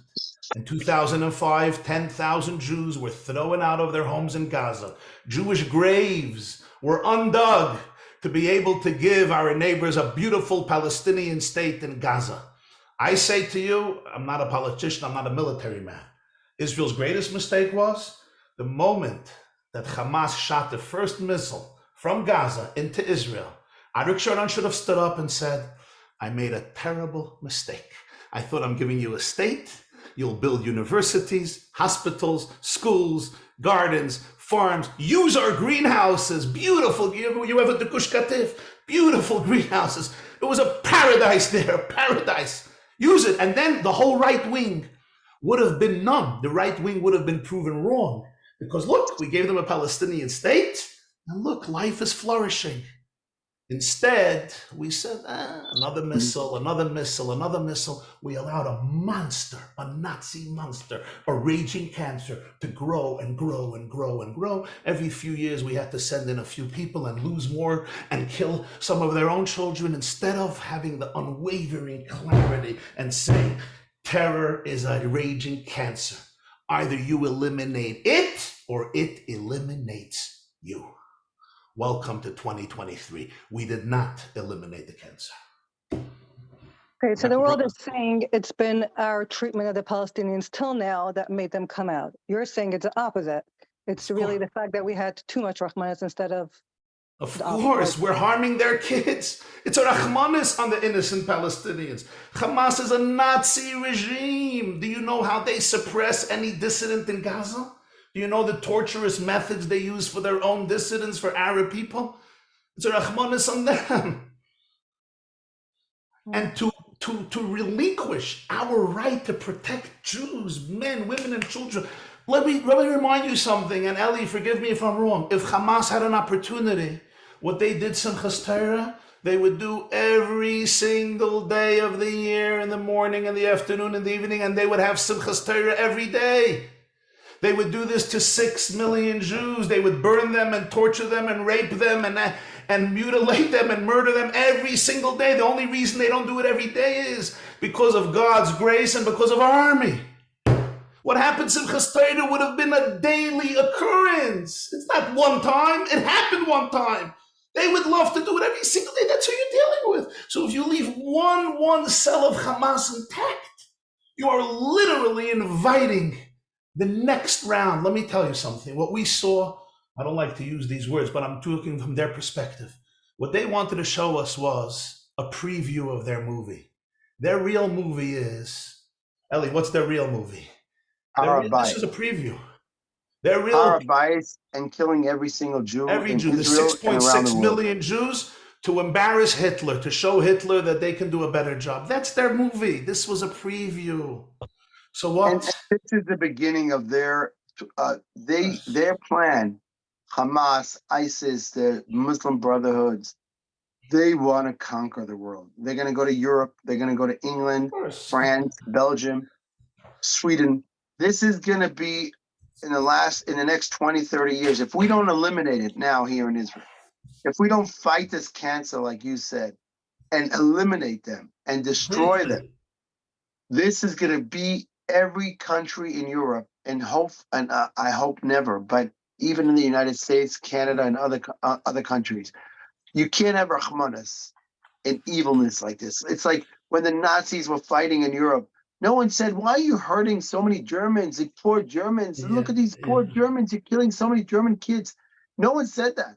No one said that when when the Americans were bombing ISIS in Syria and Iraq. No one was thinking, "Oh, these poor ISIS kids, how could you kill them?" Hamas is exactly the same as ISIS and worse than the Nazis. And we have to educate ourselves and not have Rahmanis, not on their children, not on their families. We have to eliminate Hamas. And unfortunately, their children are there. If they would really be real fighters, they would put their families in a safe place and fight us. They want us to kill their kids so they can accuse us of being murderers, and we fall prey to their monstrous ideology and PR success that they have with Europe and with America and with stupid professors and academics in our universities. And we fall prey. You know, the Jewish people were chosen to teach the world morality.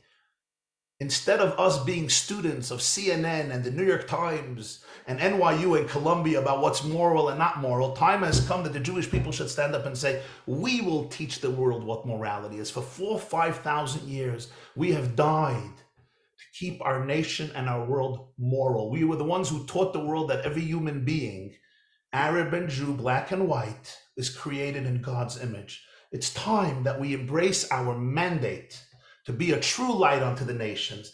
Don't look to the world to smile at you. Oh, 2,000 Jews were killed. We'll give you sympathy for a few weeks. No, let's be the beacons of morality. What's right, what's wrong, what's good, what's evil. Call a spade, call a monster a monster. I agree. We educate the world what morality is by killing them. Is that it? No. You got it wrong, completely wrong. You're completely Rabbi, off.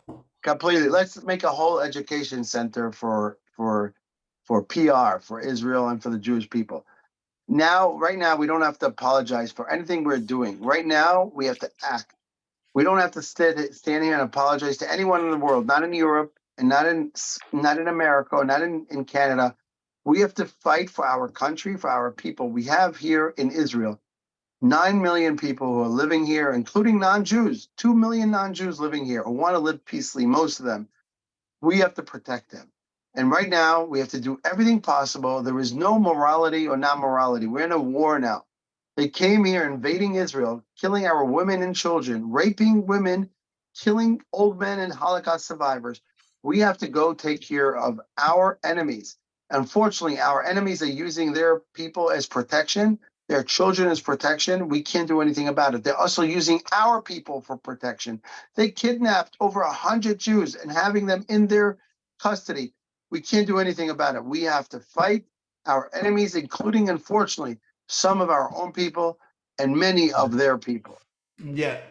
And it's shame on all of us, that we have allowed years and years and years of a philosophy of such a demonstration of weakness with the best of intentions that emboldened our worst enemies to simply continue murder after murder after murder.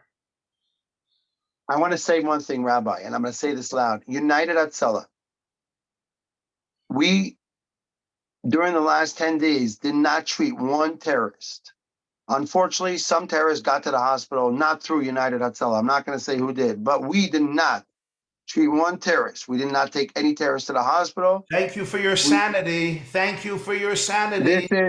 This is humanity. This is humanity. In a situation like this, you see a terrorist on the floor, you leave him on the floor, let the police deal with them. I hope we would live in a situation where no terrorist would stay alive. These terrorists, I once asked Reb Chaim Kanievsky, I'm putting this here, it's recorded. I asked Reb Chaim Kanievsky, they had a situation, the Red Cross are very involved in Israel. And they had an announcement by one of the officials here in Eretz Yisrael, runs big emergency services, that if they have a situation where you have a terrorist injured and a Jew injured, you have to do triage. And whoever's injured more, you have to treat first. Imagine. This is a Jew saying this, So they asked me as Hatzalah, what does United Hatzalah think about it? What is the United Hatzalah's statement about this situation? If you have a terrorist injured by a cop who came because he saw the terrorist trying to kill a Jew and the Jew is injured, who do you treat first? So I went to Reb Chaim Kanievsky. I said, you know what? Before I answer you, Diot Achronot, the answer, I want to answer Gadol. I was by Reb Chaim Kanievsky for a few questions, and I asked him this question. I said, we have a Jew who was stabbed by a terrorist, and the Jew was shot, and the terrorist was shot, and he's more injured than the Jew. Who do I go first for? You know what Reb Chaim Kanievsky said to me? You have a chiyuv to go first to the terrorist. Shoot him in his head, and then go to the Jew. Very good. Reb Chaim Kanievsky said this. I wouldn't do it because I'm a medical person. But in a war, I asked Reb Chaim, where's this come from? You know, he's without a gun now. He's injured. He's maybe cuffed. Reb Chaim said he has a din of a roidif. Yeah. All of these terrorists, unfortunately, and their families are surrounding and protecting them. all these family members who are standing there and protecting them have a din of a roidev. We're in a war now. We're not in a situation of a hostage and a guy in Manhattan holding a whole family. This is a whole group of millions of terrorists in Gaza who want to kill every single one of us, want to kill our children, our mothers, our grandmothers. We now need to protect ourselves. We have zero rachmanis. You remember Norman Schwarzkopf? Norman Schwarzkopf was the commander of the US forces in the first Gulf War, not Jewish. And they asked him, should we forgive terrorists? So General Schwarzkopf said, that's not our job. It's God's job. Our job is to arrange the meeting. Okay, let's go to another live question, okay? That one, Rak Doilam. I like that. Okay, I'm you. Hi. Yeah, so I saw this for myself, and I see this from the previous questioner, that I think that, and when you listen to what the news people are saying, I don't know, I'm not like very educated, I don't know so much about it, but if I ever just listen to one person, and immediately makes me doubt what the MS is, what the truth is, who's right and who's wrong. That question, like, I can so relate to it, because I started thinking the same way, like, maybe I don't know, maybe the Israelis are doing bad things, and the truth is that we know the truth, and listening to what the world is saying is so detrimental. It literally, like, just takes us away from what our true mission is, which is to do Hashem's will, to do more mitzvahs, to bring more light into this world, and to help bring Mashiach closer, to help just like to feed on this unity, to take the unity that came into this world due to what happened and just feed on it. Let's bring more light into this world. Why are we doubting what the emes is? We know what the emes is. We know that the Yidden are right. We know who Hashem is. We know that we're Hashem's army. How can we even doubt that what we're like? It's only because of, if you expose yourself to what's going on out there, to the opinions of the world, then immediately it makes you doubt. But why are we even going there? Why are we turning on the media? Why are we listening to what they have to say? We know the MS. I think that we need to just focus more on that. Like, let's just focus on what our mission is, and what, the people who are not on the ground, we know what our mission is. We know that we have to bring more light into the world with Torah and mitzvahs. And I think that that's what we need to do. Like, not. You're right, Libby. Libby, you're 1,000% right. I just want to add one more thing, and that is, there are tremendous amounts of Jews in positions of influence in America, in Europe, of course, Israel, and around the world. It's not just enough for us to know who we are. We have a more important job for those that are capable of this, and God put them in that position. And that is to speak to the world, to be a light unto the nations. On Simchas Torah in Israel, when the attack happened, they were reading Parshas Bereshis. Does anybody know what's the first Rashi? Rashi, the greatest commentator of Torah in history. What's the first Rashi in the whole Chumash? Bereshis bara l'kim v'shamayim v'asaretz. What does Rashi say? Amar Rabbi Yitzchak, the Torah should have started off from the first mitzvah. HaChodesh Hazeh Lachem in Parshas Bo. The whole Bereshis, the whole history, creation, Torah is a book of mitzvahs. Give me the mitzvahs. And what does Rashi say? The whole reason why the Torah started off with Bereshis is so that the Jews should have an answer to the question. What's the question? One day, Rashi says, the nations of the world are going to come to the Jewish people and say, Listim atem, you're a bunch of thugs and robbers. You stole our land. You are occupiers. You are foreign colonialists who took our land. And that's when Jews will have an answer. Bereshis bara l'kim v'shamayim v'asaretz. You believe in the Bible. You're Christian. You're Muslim. You believe in the Bible. God created the world. He took one little piece of land and he gave it to one people forever and ever and ever. We are not robbers. Now think about this. Rashi lived in the 11th century in France during the First Crusade. Even in his wildest dreams, he couldn't imagine Jews settling Israel en masse. The question was the Muslims or the Christians? Who will rule Israel, Christians or Muslims? But Rashi was teaching a 5-year-old Jewish child. A 5-year-old Jewish child. And every Jewish child older than that. That one day, the world is going to look at you and say, you are robbers. Listim atem. And the whole Torah, the whole Sefer Bereshis was written and engraved and given to us so that we have an answer, an unwavering, clear answer. This is our land. We have one land in the world, one homeland in the world. We are not thieves. Our position here is as moral as it gets. And therefore, we will defend it and we will not allow monsters to murder our children. This is what every leader of the Jewish people needs to say. This is what the spokesman of Israel has to have to talk about. Enough with the shame and the inferiority complex and relying on the UN to give us legitimacy. Don't rely on the United Nations to give you legitimacy. The only things they could unite about is to condemn Israel.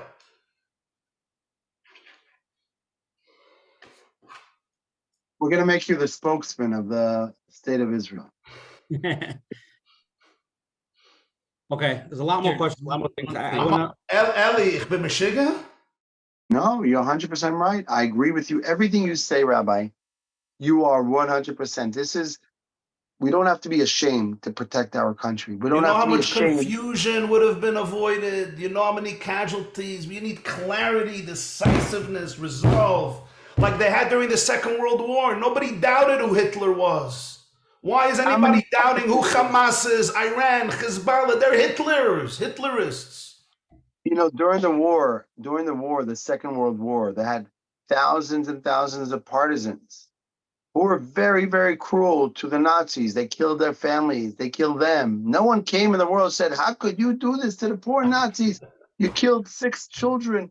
A Nazi, Adolf Schmidt from Vienna, you killed their children. No one cared. You did the right job. You had to protect, you had to save the world. Right now, we have a mission to save Eretz Yisrael, literally save Eretz Yisrael, and save the Jewish nation. And we are if it's not us, we're the guinea pigs here. After us, if we don't win this war, chas v'sholem, this is going to the rest of the world. These guys are not interested to stop in Israel. They want to conquer and literally murder anyone who's not like them. Right. They're going to jump from city to city in Europe. It's going to happen. And we need to stop it here in Eretz Yisrael now and not look aside and say, oh, they said this. They said, who cares? Yeah. Who cares? You think during the killing of the Jews, we stopped to see what people are thinking? Exactly. We have to right now think about. Exactly. The stupidest thing Jews believe is they want a Palestinian state. They got a Palestinian state in 2005 in August. They got a beautiful Palestinian state and it would have expanded and expanded. They would have gotten the whole West Bank. They don't want a Palestinian state near Israel. They want a Palestinian state in lieu of Israel. Is that what we always said? We want peace. They want us in pieces. And this is a fact for over the years. You know, people forget what happened in Gaza 20 years ago. 15 years ago. When was Ariel Sharon when he gave Gaza away to 2005, August.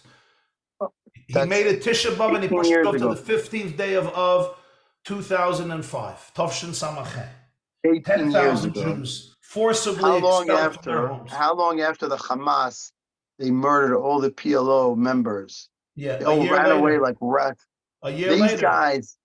These guys are such hypocrites. I was watching some kind of chat that I was in with some Palestinians and pro-Palestinians. I was so upset. I said, you guys are such hypocrites.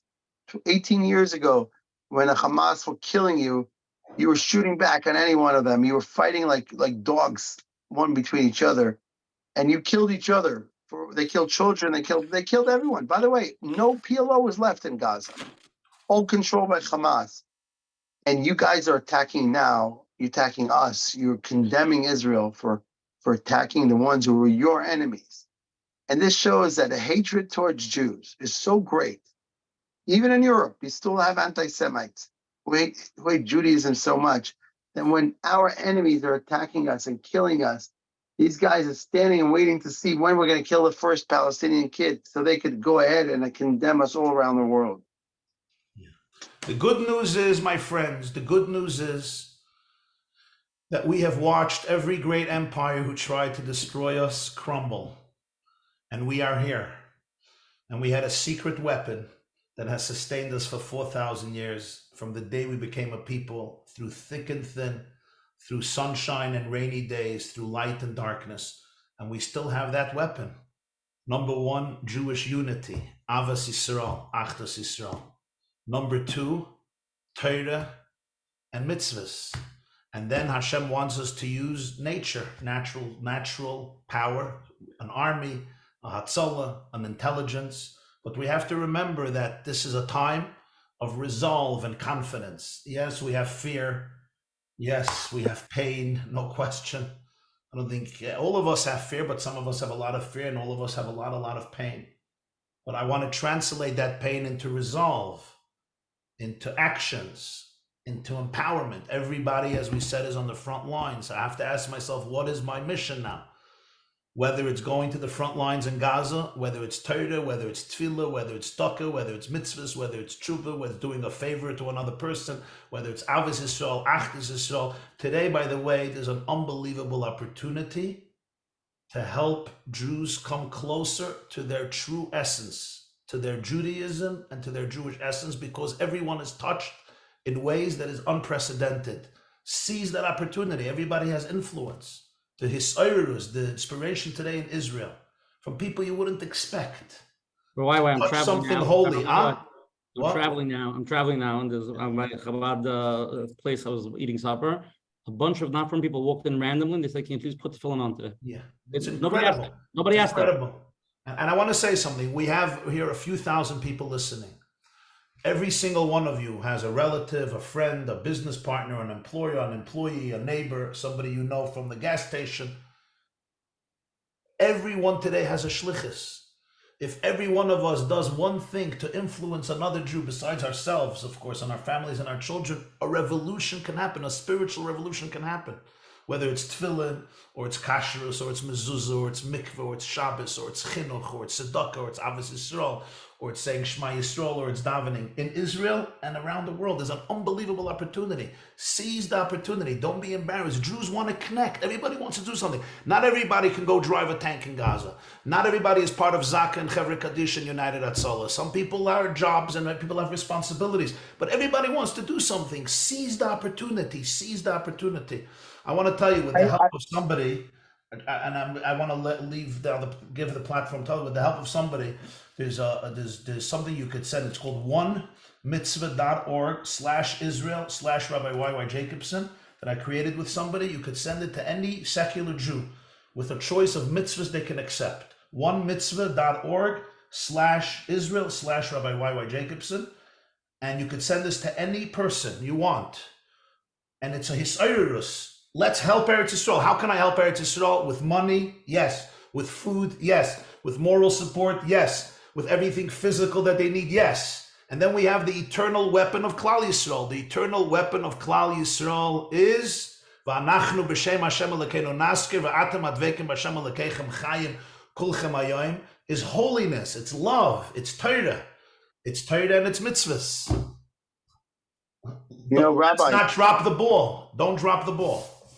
I want to talk about one story before I end, because it's 7 a.m. almost here in Eretz Yisrael. I was in Kfar Aza the morning after, and it was devastating. And all of a sudden, a young guy comes over to me, a young man, definitely not a religious Jew, and he walks over to me and he says, if I'm hungry, he has food. I said, no, give it to the soldiers. He was giving away sandwiches he made. I said, give it away to the soldiers. And I said to him, sorry, this was it was Kfar Aza. I said to him, give it to, he said, no, I have enough. I want to give you two. I want to give you two. I said, where are you from? I want to know. He's coming from all over. He says, I'm from the kibbutz next door, Be'eri.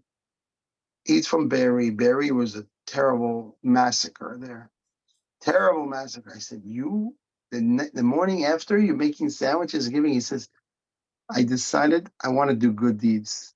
After what I saw last night, I was miraculously saved. He was saved. He said, I decided to take a mitzvah on myself and do good deeds, like you said before. And he was going around after what he went through and going around giving people food. And I don't know if it was kosher or not. I didn't end up eating because I was not eating anything for days after. But he was giving around food that he made just because you wanted to do a mitzvah. And I think this is a great opportunity for all of us to pick up a mitzvah. Find a mitzvah you don't do. There's many mitzvahs we forget about. And we should, first of all, After L'Recha Kamocha is the greatest mitzvah we could do. And any other mitzvah you pick up on the way, you like, I'm gonna look into that website and send it out to a few of my friends. onemitzvah.org/Israel. I just say it a little bit. I know we're talking about what we could do for Klal Yisrael and what we do for ourselves, but I think on a more personal note, I think most of us, one way or another, we have things that are unresolved that live inside of us, relationships that are unresolved, fractures, hurt, pain. And I know for myself, going into Shabbos, like there's a little bit, you give a bracha to your children Friday night, and there's a little bit more sincerity, a little bit more care, a little bit more I love you and good Shabbos, because you realize when we're being attacked and things that we seem to take for granted are being threatened, we start looking back and say, okay, what truly matters to us as people?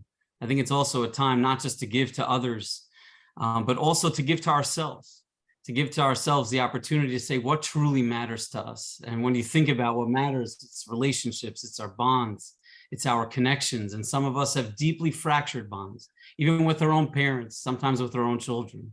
It's an opportunity to take stock and reflect and say, maybe there's an opportunity here to try to resolve some of that, to try to engage another, where we could find some forms of love that have been missing in our own hearts. It's just an opportunity. It's a wake-up call for all of us to take stock, what truly matters to us. I just want to say this out loud, because Esther, I thought your question was deeply sensitive and beautiful, and I know there are many of us who also have such questions. I think we are a nation of compassionate people, and that was a compassionate question. We need to get truly, truly educated. They say when you have a fight that's a moral equivalent, you could start asking questions like, they killed our children, is it okay to kill their children? And God forbid we approach things that way. It's never okay. Any loss of life is not okay. But we're not on the same page. We need to know our history. We need to understand that this is a nation that's trying to push us into the sea. And we could say this with full honesty and a full heart, that we know that our people, our nation would never deliberately try to harm a child, ever. It would never, ever happen, because that's not who we are. It's something that happens, and our heart breaks that it happens. But it's not because we want it to happen. It's what we call collateral damage. That's the only thing. But I think that the question is a deeply Jewish question. And I'm proud to be a part of the nation that asks such a question. We need to continue to ask it. Yeah, we need to answer it as well. We need to answer it because there are answers. We're not at a moral equivalent with this enemy. We're not. It's a different state of mind where we're being attacked and we're trying to protect ourselves. It's a very different story. Beautiful. Okay, let's go to close and let's everybody give a little wrapping. I know let Eli go first if he's first. Eli, just from the text, the people are texting me. People want to hear one more chizuk story, if you can think of one. And the question that people keep on asking is, now that everything is tense and we do see Klal Yisrael, whether in Israel and America, coming close, what can you tell people that when things Menachem calm down, that we keep that same thing and we don't go back to the left and the right and all that stuff? How do we keep that when things are not at war? Those are the two things I'm asking you to close with. Well, first of all, I want to ask everyone here to make reservations to come for Pesach to Eretz Yisrael, Mitzvah Hashem. It's all going to be behind us Pesach time. So if you want to have a nice time in Eretz Yisrael, you're going to see Achdus like you never saw before. I really think it's going to take a couple months, but this is something that I really hope that the same way the Holocaust is something we talk about all the time, the Shoah. This is something that we will all remember in Eretz Yisrael. And I think everyone here knows why this thing happened. And all happened because of Sinas Chinam. And I really hope this is going to be a memorial for Sinas Chinam. We should talk about this. This should be part of the education in schools. I'm really putting it as part of my agenda as United Hatzalah to speak about this in front of ministers and government officials. That something has to be done in terms of education for Ahavas Yisrael. I don't know how to do this. You are big educators. You could teach this in America, and I will focus this as part of the mission here. And I personally, I'm going through a very hard time. As I told you, my son Israel is in the army now, and he's a wonderful kid. I have four beautiful daughters who are giving me a lot of nachas. I have 4 grandchildren, and I'm really, really excited about always every time I'm coming back home. And I can't wait for my son to come back safe from this battle. But we're all in it together, and the only way to win it is if we really take care of it once and for all. We need all the davening from all of you, all the davening we need, and all the tzedakah. I really hope you all support good causes. And of course, United Hatzalah is very, very important. So if you could share our link, it'll be very, very important. We need support to buy more bulletproof vests, more helmets, more bags of medical supplies, more ambulances. We're buying things we never bought before. Armed ambulances, Hatzalah, armed ambulances, which is never something we never did before. And unfortunately, we have to prepare ourselves. But I'm optimistic. More than all, I'm very optimistic. First of all, hearing you and seeing thousands of people coming to hear and getting chizuk, this gives me chizuk. I came to give chizuk, but I got chizuk from all of you. And I went through some tough times the last 10 days, and I was really depressed. But I came out stronger than ever. And I want to thank all of you for doing this beautiful evening for you and morning for me. And I love you all. Eli, everybody wants to have your son's name, and we want to say Kapitel Tehillim while he's still on, and then we want to continue before you sign off. Can we do that? Yeah, let's say a Yes. Kapitel Tehillim for Eli's son and for all of the soldiers. All the soldiers. I know my All of son. the My son is soldiers one. in Baruch Hashem, my son and is your strong. son, and your son, and all of the Jewish people in Eretz Yisrael, and of course all the wounded and all the captive, all those in captivity, and all the families of the slain and the wounded and the captivity. Let's say a Kapitel Tehillim for everybody. Eli, what's your son's name? Let's go. Let me tell you a short story about my son you'll love. If you remember in Yerushalayim, 20 years ago, they had a doctor by the name of David Applebaum. He was a tzaddik Shem Kamo. Yeah. And his daughter was supposed to get married. And this was September 9th.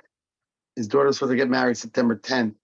And he went with his daughter Nava to a coffee shop in Emek Rafaim in Yerushalayim, in a cafe called Cafe Hillel. And that coffee shop blew up with a terrorist that walked in. And David and his daughter Nava were in the coffee shop having coffee together the night before her wedding. A disaster. The whole Am Yisrael was, every Jew in the world was devastated. I was one of the first medics who arrived as Hatzalah. I came on a motorcycle there. David was a very close friend of mine. We were very close with the Sands. David's daughter was supposed to marry Hanan Sand, Tzvi Sand's son. And I saw David on the floor. I couldn't believe it's him. I was like shocked. He was such a tzaddik, that guy. I did shifts on the ambulances with him. He was a very, very close friend, and also a member of Hatzalah, and Shari Tzedek and Magen David, and he was like very involved with saving lives. All of a sudden, I see him on the floor dead, and then after a few minutes, I realized his daughter's right there. We're trying to save her. I was like devastated, and I went home so depressed. My wife was in labor then, and 3 days later, my wife gave birth to a baby boy. It's my first boy. And I told my wife, I want to call him after David Applebaum. And my wife said, listen, let's ask a Shaila about this. So I went to the biggest maven in names. He was the chief rabbi Israel, or Mordechai Eliyahu. This is, by the way, my book called 90 Seconds. I forgot to promote my book called 90 Seconds by Art Scroll. Rabbi, I don't know if you read it. I'm going to give you a book so you read it. It's an incredible book. It's inspired so many You know people. why I like you? I like you because you're here for a few hours and you forgot to promote your book. Continue. I forgot completely. I'm talking about the war and this and that. I forgot even about a website, IsraelRescue.org. I forgot about it.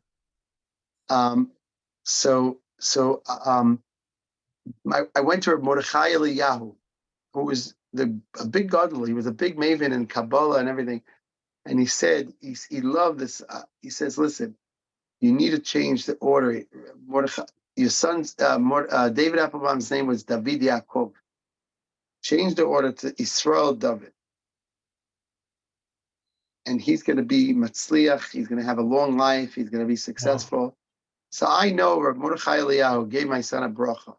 I would love to give a bracha tonight to my son. He's giving me a lot of nachas, and he's a big maimin. He does everything in Emunah, and he's fighting in one of the most elite forces of the Israeli army. And he worked very hard to get in that unit. It's a secret unit, and his name is Yisrael David Ben Gittel. Do I say his mother's name, right? The mother's name. Yeah. And but it's not. He's Baruch Hashem fine, but together with all the chayalim, And he'll be even together with all the finer. Hatzalah members. Rabbi Wawa, before you start, I put a Google Doc on the chat for everybody. There's 170 names of the captives that the people have. I put on the chat. Anybody could download it, open that Google Doc, and Rabbi Wawa, I'm with Kapitel Tehillim with all the thousands of people that are here. Okay, so if you can open up a Tehillim, or if you know it by heart, we'll say together Kapitel Kuf Chaf Aleph and Kapitel Kuf Chaf Beis in Tehillim, okay? Please, everybody, share with me for our soldiers, for our brothers and sisters, for all of the families, and for all of our people. Kuf Chaf Aleph. Give me a second, Rabbi, give me a second. Tehillim, Chabad, Kuf Chaf Aleph, 121. 121 and 122. Give me 1 second, so I'll put it on the screen and everybody can see it. Hold on 1 second. 121, 122. Okay, here's 121. Shir Lamalois Esa Einay Elaharim Me'ayin Yavoy Ezri Ezri Me'imadinoi Oisei Shamayim Varetz Al Yitein Lamoit Raglecho Al Yonum Shemrecho Hine Lo Yonum V'Lo Yishon Shemei Yisrael Adinoi Shemrecha Adinoi Tzilcha Al Yad Yaminecho Yoimam Hashemesh lo yakeko v'yareach baloilo Adino yishmorcho mikoro Yishmor es nafshecho Adino yishmor tzeischo v'yecho Me'ato v'ad oilom Kuf Chav Beis 122 Shir hamalois l'David Samachti b'oimrim li beis Adinoi nelech Oim dois hayu ragleinu b'sharayich Yerushalayim habnuya Kiir shechubra lo yachdov sheshamal ushvatim shifte yo edus li Yisrael lohoidos l'shem adinoi ki shama yashvu chisos l'mishpat kisos l'veis David shalu shloim Yerushalayim yishloyu oy havoyich yihi shalom b'chelech shalva bar menoisayich leman achai v'reya yadabra no shalom boch leman beis adinoi leheinu avak shatoiv loch. Again, I'm also to mention again before Elliot, just give me 1 more second. Again, it's a thing that obviously you know that Ein School of Torah, and me and Menachem, we live in Lakewood, and obviously Adirei Hatorah supports thousands of young light that are learning, and there's a big campaign for everybody to be part of it. Give a small amount, $1, whatever it is. There is always muscle, cholesterol in all situations, and that is the ultimate zchus, as we all know. And I'm putting the link over here. Obviously, we're going to send it out. But everybody, let's try to, one mitzvah day, Rabbi, we're going to add to the email. Adirei Hatorah. Eli, you did the one mitzvah today. You machazik thousands and thousands of people. So you accomplished the YY's mitzvah day today. So Eli, thank you for coming on. And we're going to Eli, we love you. Chazak ve'ematz. Chazak ve'ematz. Continue to inspire and continue to be the leader that you are for so many, and to do it with menuchas hanefesh and menuchas haguf. I want to tell you, Rabbi, one thing before I leave, that every night I watch a short video about you. I don't watch any TV. I don't watch anything, but I love watching your speeches on the short YouTube things. You're incredible. You speak so well. You mechazik so many people. And I'm a person who have very little patience. And to watch your shorties, I don't know what they're called. I don't know how I got into it. Every night to relax my brain before I go to sleep, I end up watching a few of your short videos. So I just want to say thank you. It really helps. You think if I watch my own videos, I can relax my brain too, or it only works for other people? You watch Ellie's chizuk and Ellie watches your chizuk. I'll watch. You watch my book. You read my book 90 seconds. And I'll relax my brain. You're relaxing. You'll laugh, you'll cry. It's an incredible story. How I raised money to buy the first motorcycle. It's incredible, the story. And Baruch Hashem. Eli and I had the before zchus this past Hanukkah at Memila to light the public menorah and dance together. And may you and all of us continue to light flames of love and light and hope and courage. yeah, and it's anyone who important wants also, to, I think we can learn from this also. You mentioned this. It's very important to relax our brains. We cannot change the world for the better and change ourselves for the better when we're in a state of disarray and panic. We need to be anchored in something very powerful. So ask yourself, what can anchor you these days in an emotional and mental space that will allow you to be the best version of yourself, that will allow you to radiate unity and love and compassion, that will allow you to become the ambassador of the Jewish people and of Hashem in today's day. To be anchored is really critical. But Eli, thank you for your I must say that your gracious jokes usually are incredibly funny. And I was like thinking once, I do events for Hatzalah to bring you as a comedian, not only as a rabbi. You always have the greatest openings for everything. You start with a good joke. So I want to say shkayach. And before I leave, I'm sorry, I'm going to give you the pulpit. I just want to mention, if someone wants to support United Hatzalah, go on to israelrescue.org. Israelrescue.org. The reason we don't say United Hatzalah is because so many people by mistake go into Hezbollah's website and donate. It's so confusing. I'm not kidding. I have a lot of people who are not who live in Idaho and I don't know where. They send us check, friends of Hezbollah, all the time. And I have people saying, shkoyach, they say to me, I love the work Hezbollah is doing. You're doing such a good job. Is that the right link? Ellie, is that the right link in the chat? I don't know if they donate. Yeah, probably israelrescue.org. Donate. And even, you should donate to Torah and donate to Saving Lives, and we'll together be able to. So tonight's year, we got three things. Donate to Adirei Hatorah to support Torah, donate to Israel United Hatzalah, and do one mitzvah a day from Rabbi YY. And we're all going to do that together, all thousands and thousands of people. We're going to see the war over, and we'll be in Menachem and Eretz Yisrael before Hanukkah. Okay, you know what? I was thinking about Pesach. If you want to make Hanukkah, you have to donate another few dollars, and you'll get there in Hanukkah. Does it come with the full package, like with the dessert and everything? You come for dinner. We're going to go to Mamila to light a candle with the rabbi, and then you come for dinner to me. I want to ask Akiva if he can leave us with. One second. I was supposed to say goodbye to Eli. There's a live. Okay, Eli, you're tzaddik. Thank you. Davin Shacharit. Thank you so much. Thank you. Okay, we have Thank you, everyone. Hi, how are you? Hello? Yeah, hi. Hi. Hi, how are you? Good. My question is, I'm dealing with a lot of different, personal challenges in my life right now. I feel like this whole situation in Israel came to invalidate all my challenges and everything that I'm dealing with. And I'm walking around in tremendous pain from the things that I'm dealing with, and at the same time, tremendous guilt for feeling the pain. I want to know, how do I stop feeling so guilty for my own problems? Or how do I find the balance, Yeah. Akiva, Rabbi Akiva. We should know that if you're hurting, you're allowed to hurt even during time of crisis in Klal Yisrael. You're allowed to feel pain. You're allowed to struggle. I think one of the things we learned from this, they're trying to take away our individuality. We're all seen as one. It's just one individual, yet in reality, we're all very unique people, beautiful in our own right. And if you're going through a hard time, honor that hard time. Try to find a way to take that energy and say, what could I do for other people? But if you're in your experience, you're in your experience. We're allowed to be there. Like Rabbi Wawa was saying before, we need to find some way to ground ourselves during this time. My sister, I'll just leave you with one story. My sister, as she was doing the Tahara, for all these unfortunate, the Mason, our brothers and sisters, and she said there's a room for the people who are doing Tahara to go collect themselves, to find a moment so they could breathe, because they need that. We all need that. And she walks into the room, which is sort of like this quiet enclave for you to find yourself again. And she sees in that room several boxes of pizza. And her initial response was, pizza? during Tahara, like, what are we doing? How are we doing this?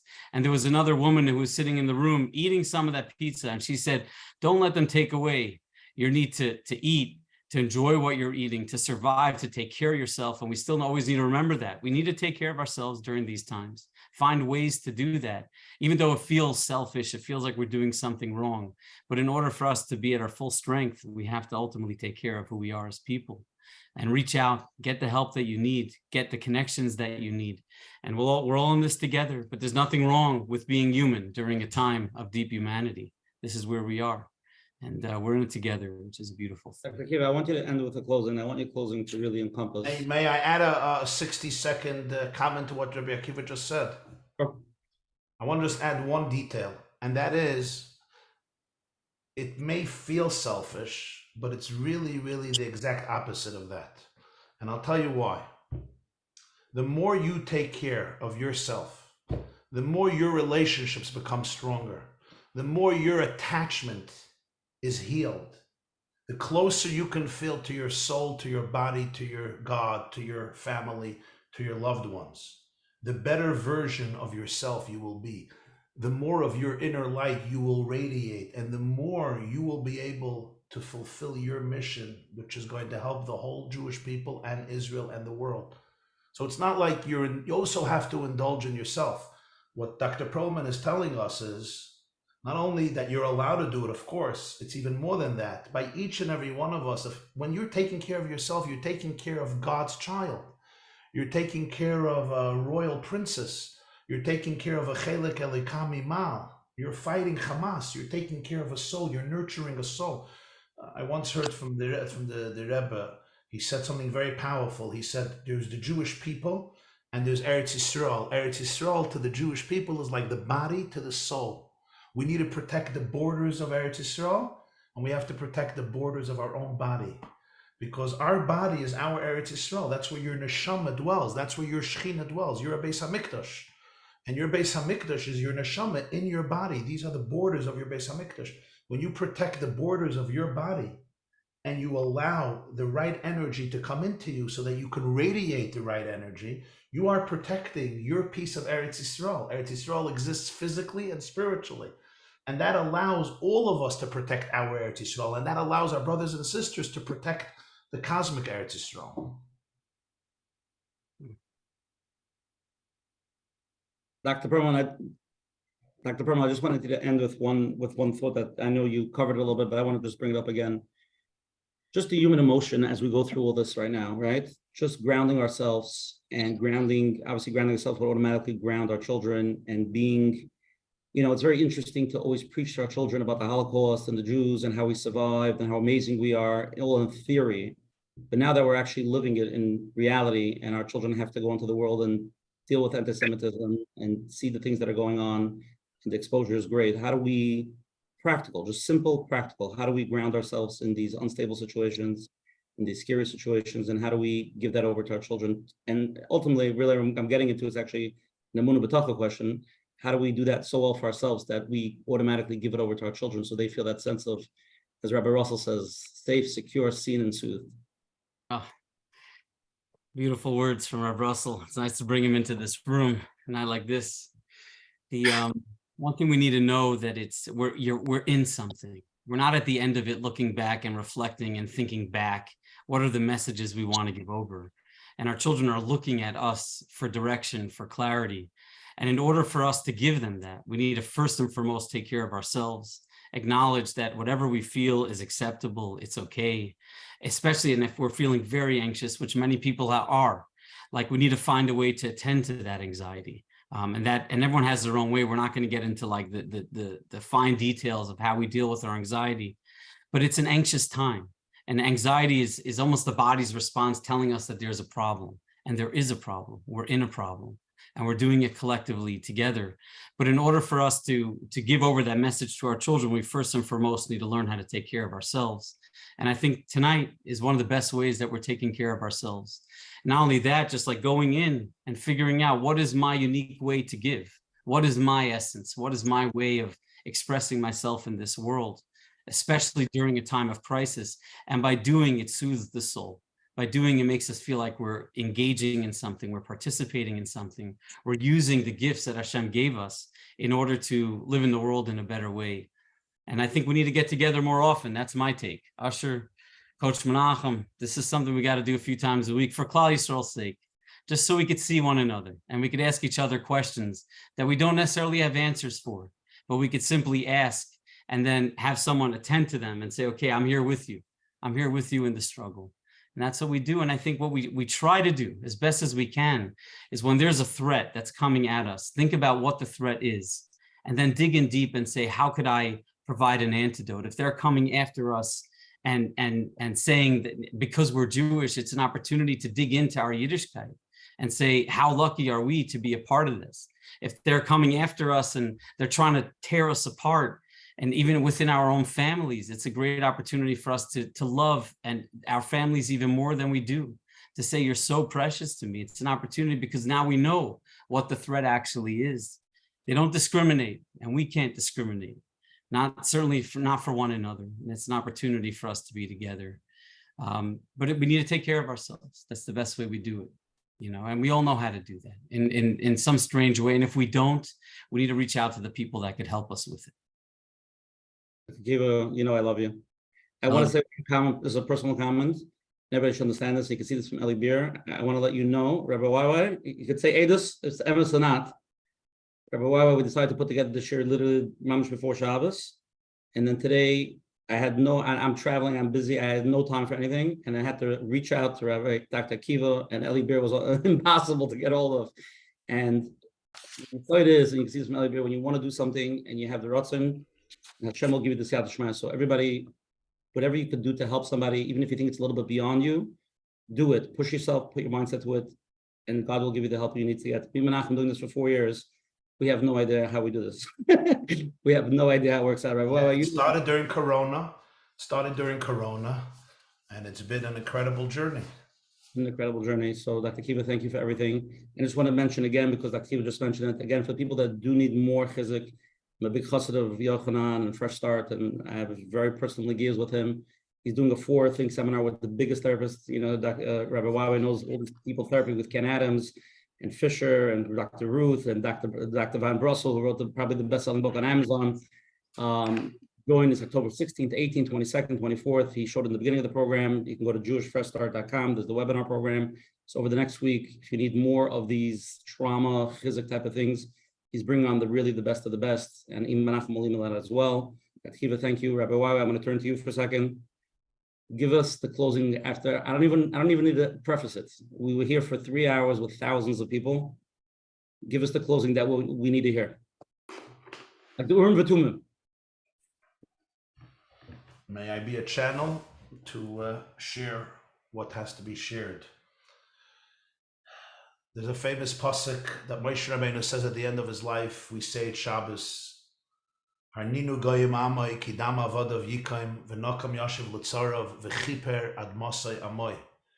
Moshe tells the Jewish people that after all of their long, challenging history, the blood of every single Jew will be claimed, will be avenged. V'chiper ad masai amoi.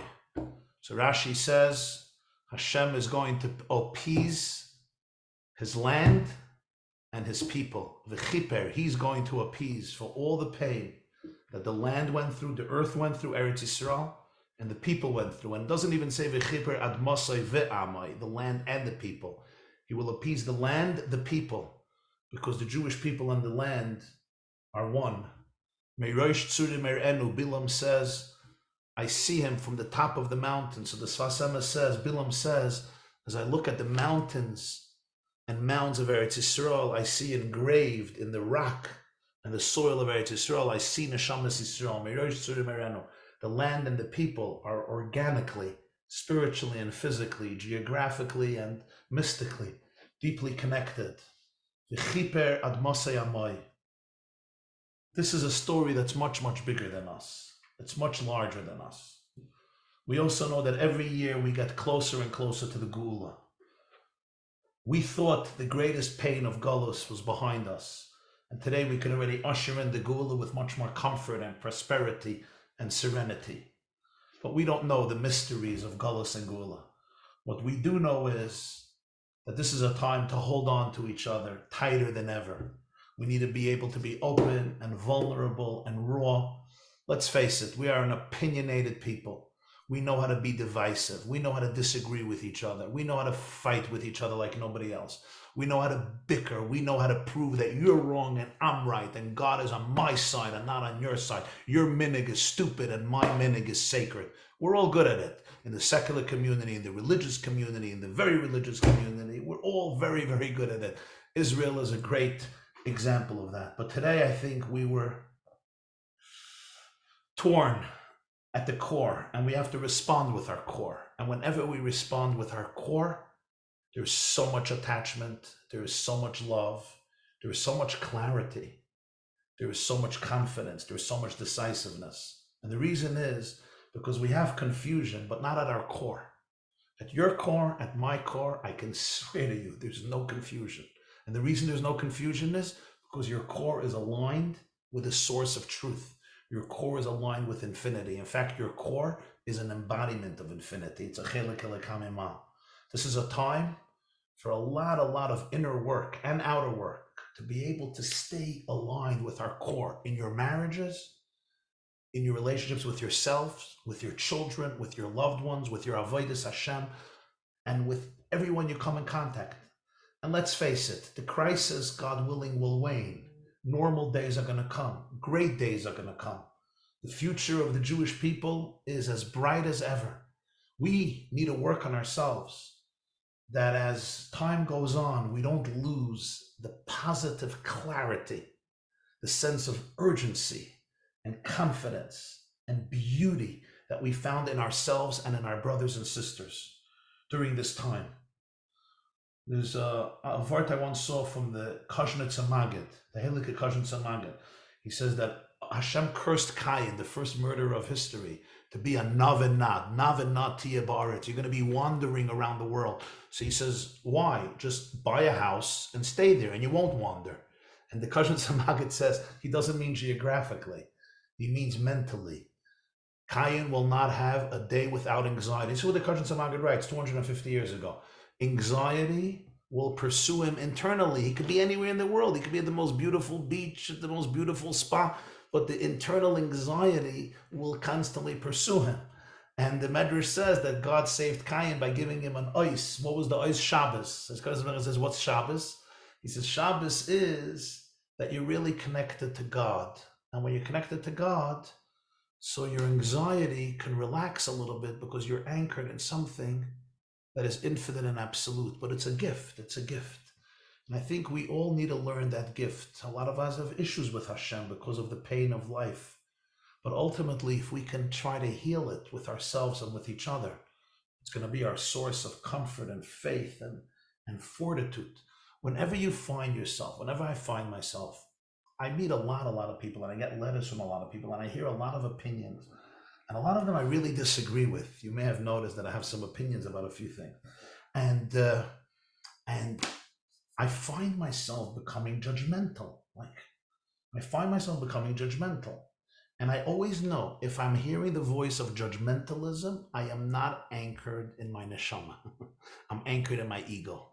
When I'm anchored in my ego, I need to feel better than you. And the way I feel better than you is by saying, you're too left-wing, you're too right-wing, you're too detached, you're too attached, you don't get it, you're this. I'm not in the place where I really am. And this is a time to be able to go to those places. We can have opinions, we can have different opinions too. I don't think all Jewish difference of opinions are going to end. But go from a place of neshama, of divinity, and then everything is different, because then I don't need you to be wrong for me to be right. What I need more than anything else is that I should feel attached to you and you should feel attached to me. That's our deepest need. That's the need of the soul. That's not the need of the ego. And finally, it's a very powerful time to connect with family. Sit with your children around the dining room table. You don't have to say much. Just listen. Be there. Get rid of the phone. You need a few hours in the day. No phone. No phone. Even not my clips.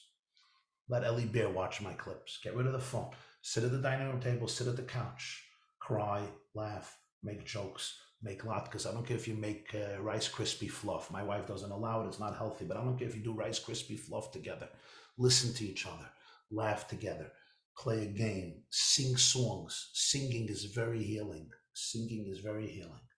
Breath work, somatic work, physical work, emotional work, spiritual work.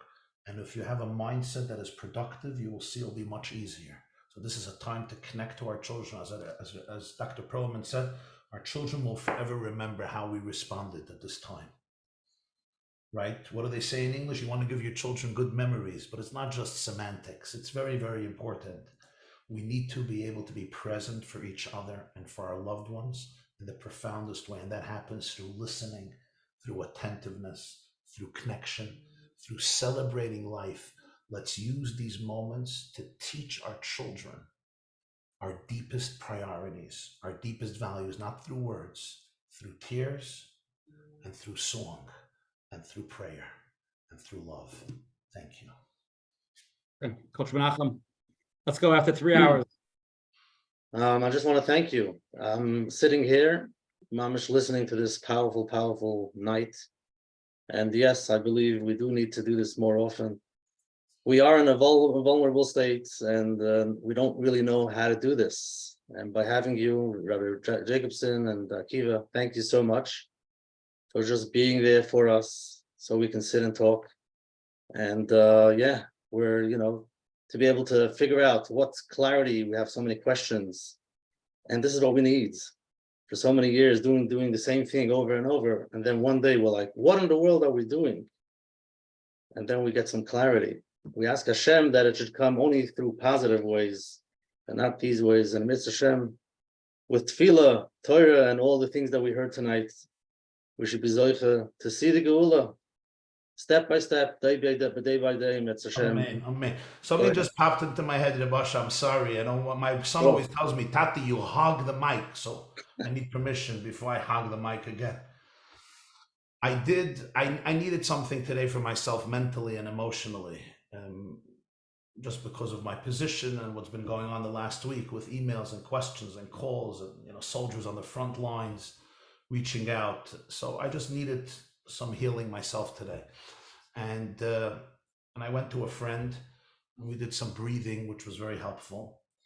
And it's a little embarrassing, and I was crying a lot. At the end, I started to laugh like a meshugana, and I didn't know why. Nobody made a joke. There was nothing funny about it. I just started to laugh. It was some type of, I don't know, cosmic or comic release. Maybe it's the same thing. And I don't know, something popped into my head and I said, that's pshat. Oz yimole schoik pinol shanenu rina. I wasn't laughing because of a joke. There was just something like, I thought I touched something very deep in myself, and the only way it could be expressed was through uninhibited laughter. And then I realized maybe that's exactly what Geula looks like on a cosmic level, that we're going to touch a place of reality and everything is just going to be converted into laughter. Not because the pain is not significant or the horrific losses are not significant. It's because we'll just be able to touch something so real and infinite inside all of us that there will be this explosion of joy that we can't even imagine when we're stuck in a very narrow state of consciousness. So I just want to pray and hope that all of us can experience that, especially our brothers and sisters in the Holy Land and those who suffered so much directly, to be able to experience the Oz Yimali Schoik Pinol Shanenu Rina, when all of the darkness will be converted into eternal laughter. B'mheira b'yameinu amen. Thank you. Amen, amen. Thank you again, Rabbi Eli Beer, Coach Menachem. It's truly Thank you, Rabbi Usher. Thank you, Rabbi Usher. I'm telling you, everybody, the facilitator. Today was 100% Hashem. Menachem Maskin? Like every week. That's true. Today you saw it. Today I could say Schoik Pinu. Shkoyach. Good night, everybody. See you next week in Eretz Yisrael. Take care. Amen. Amen.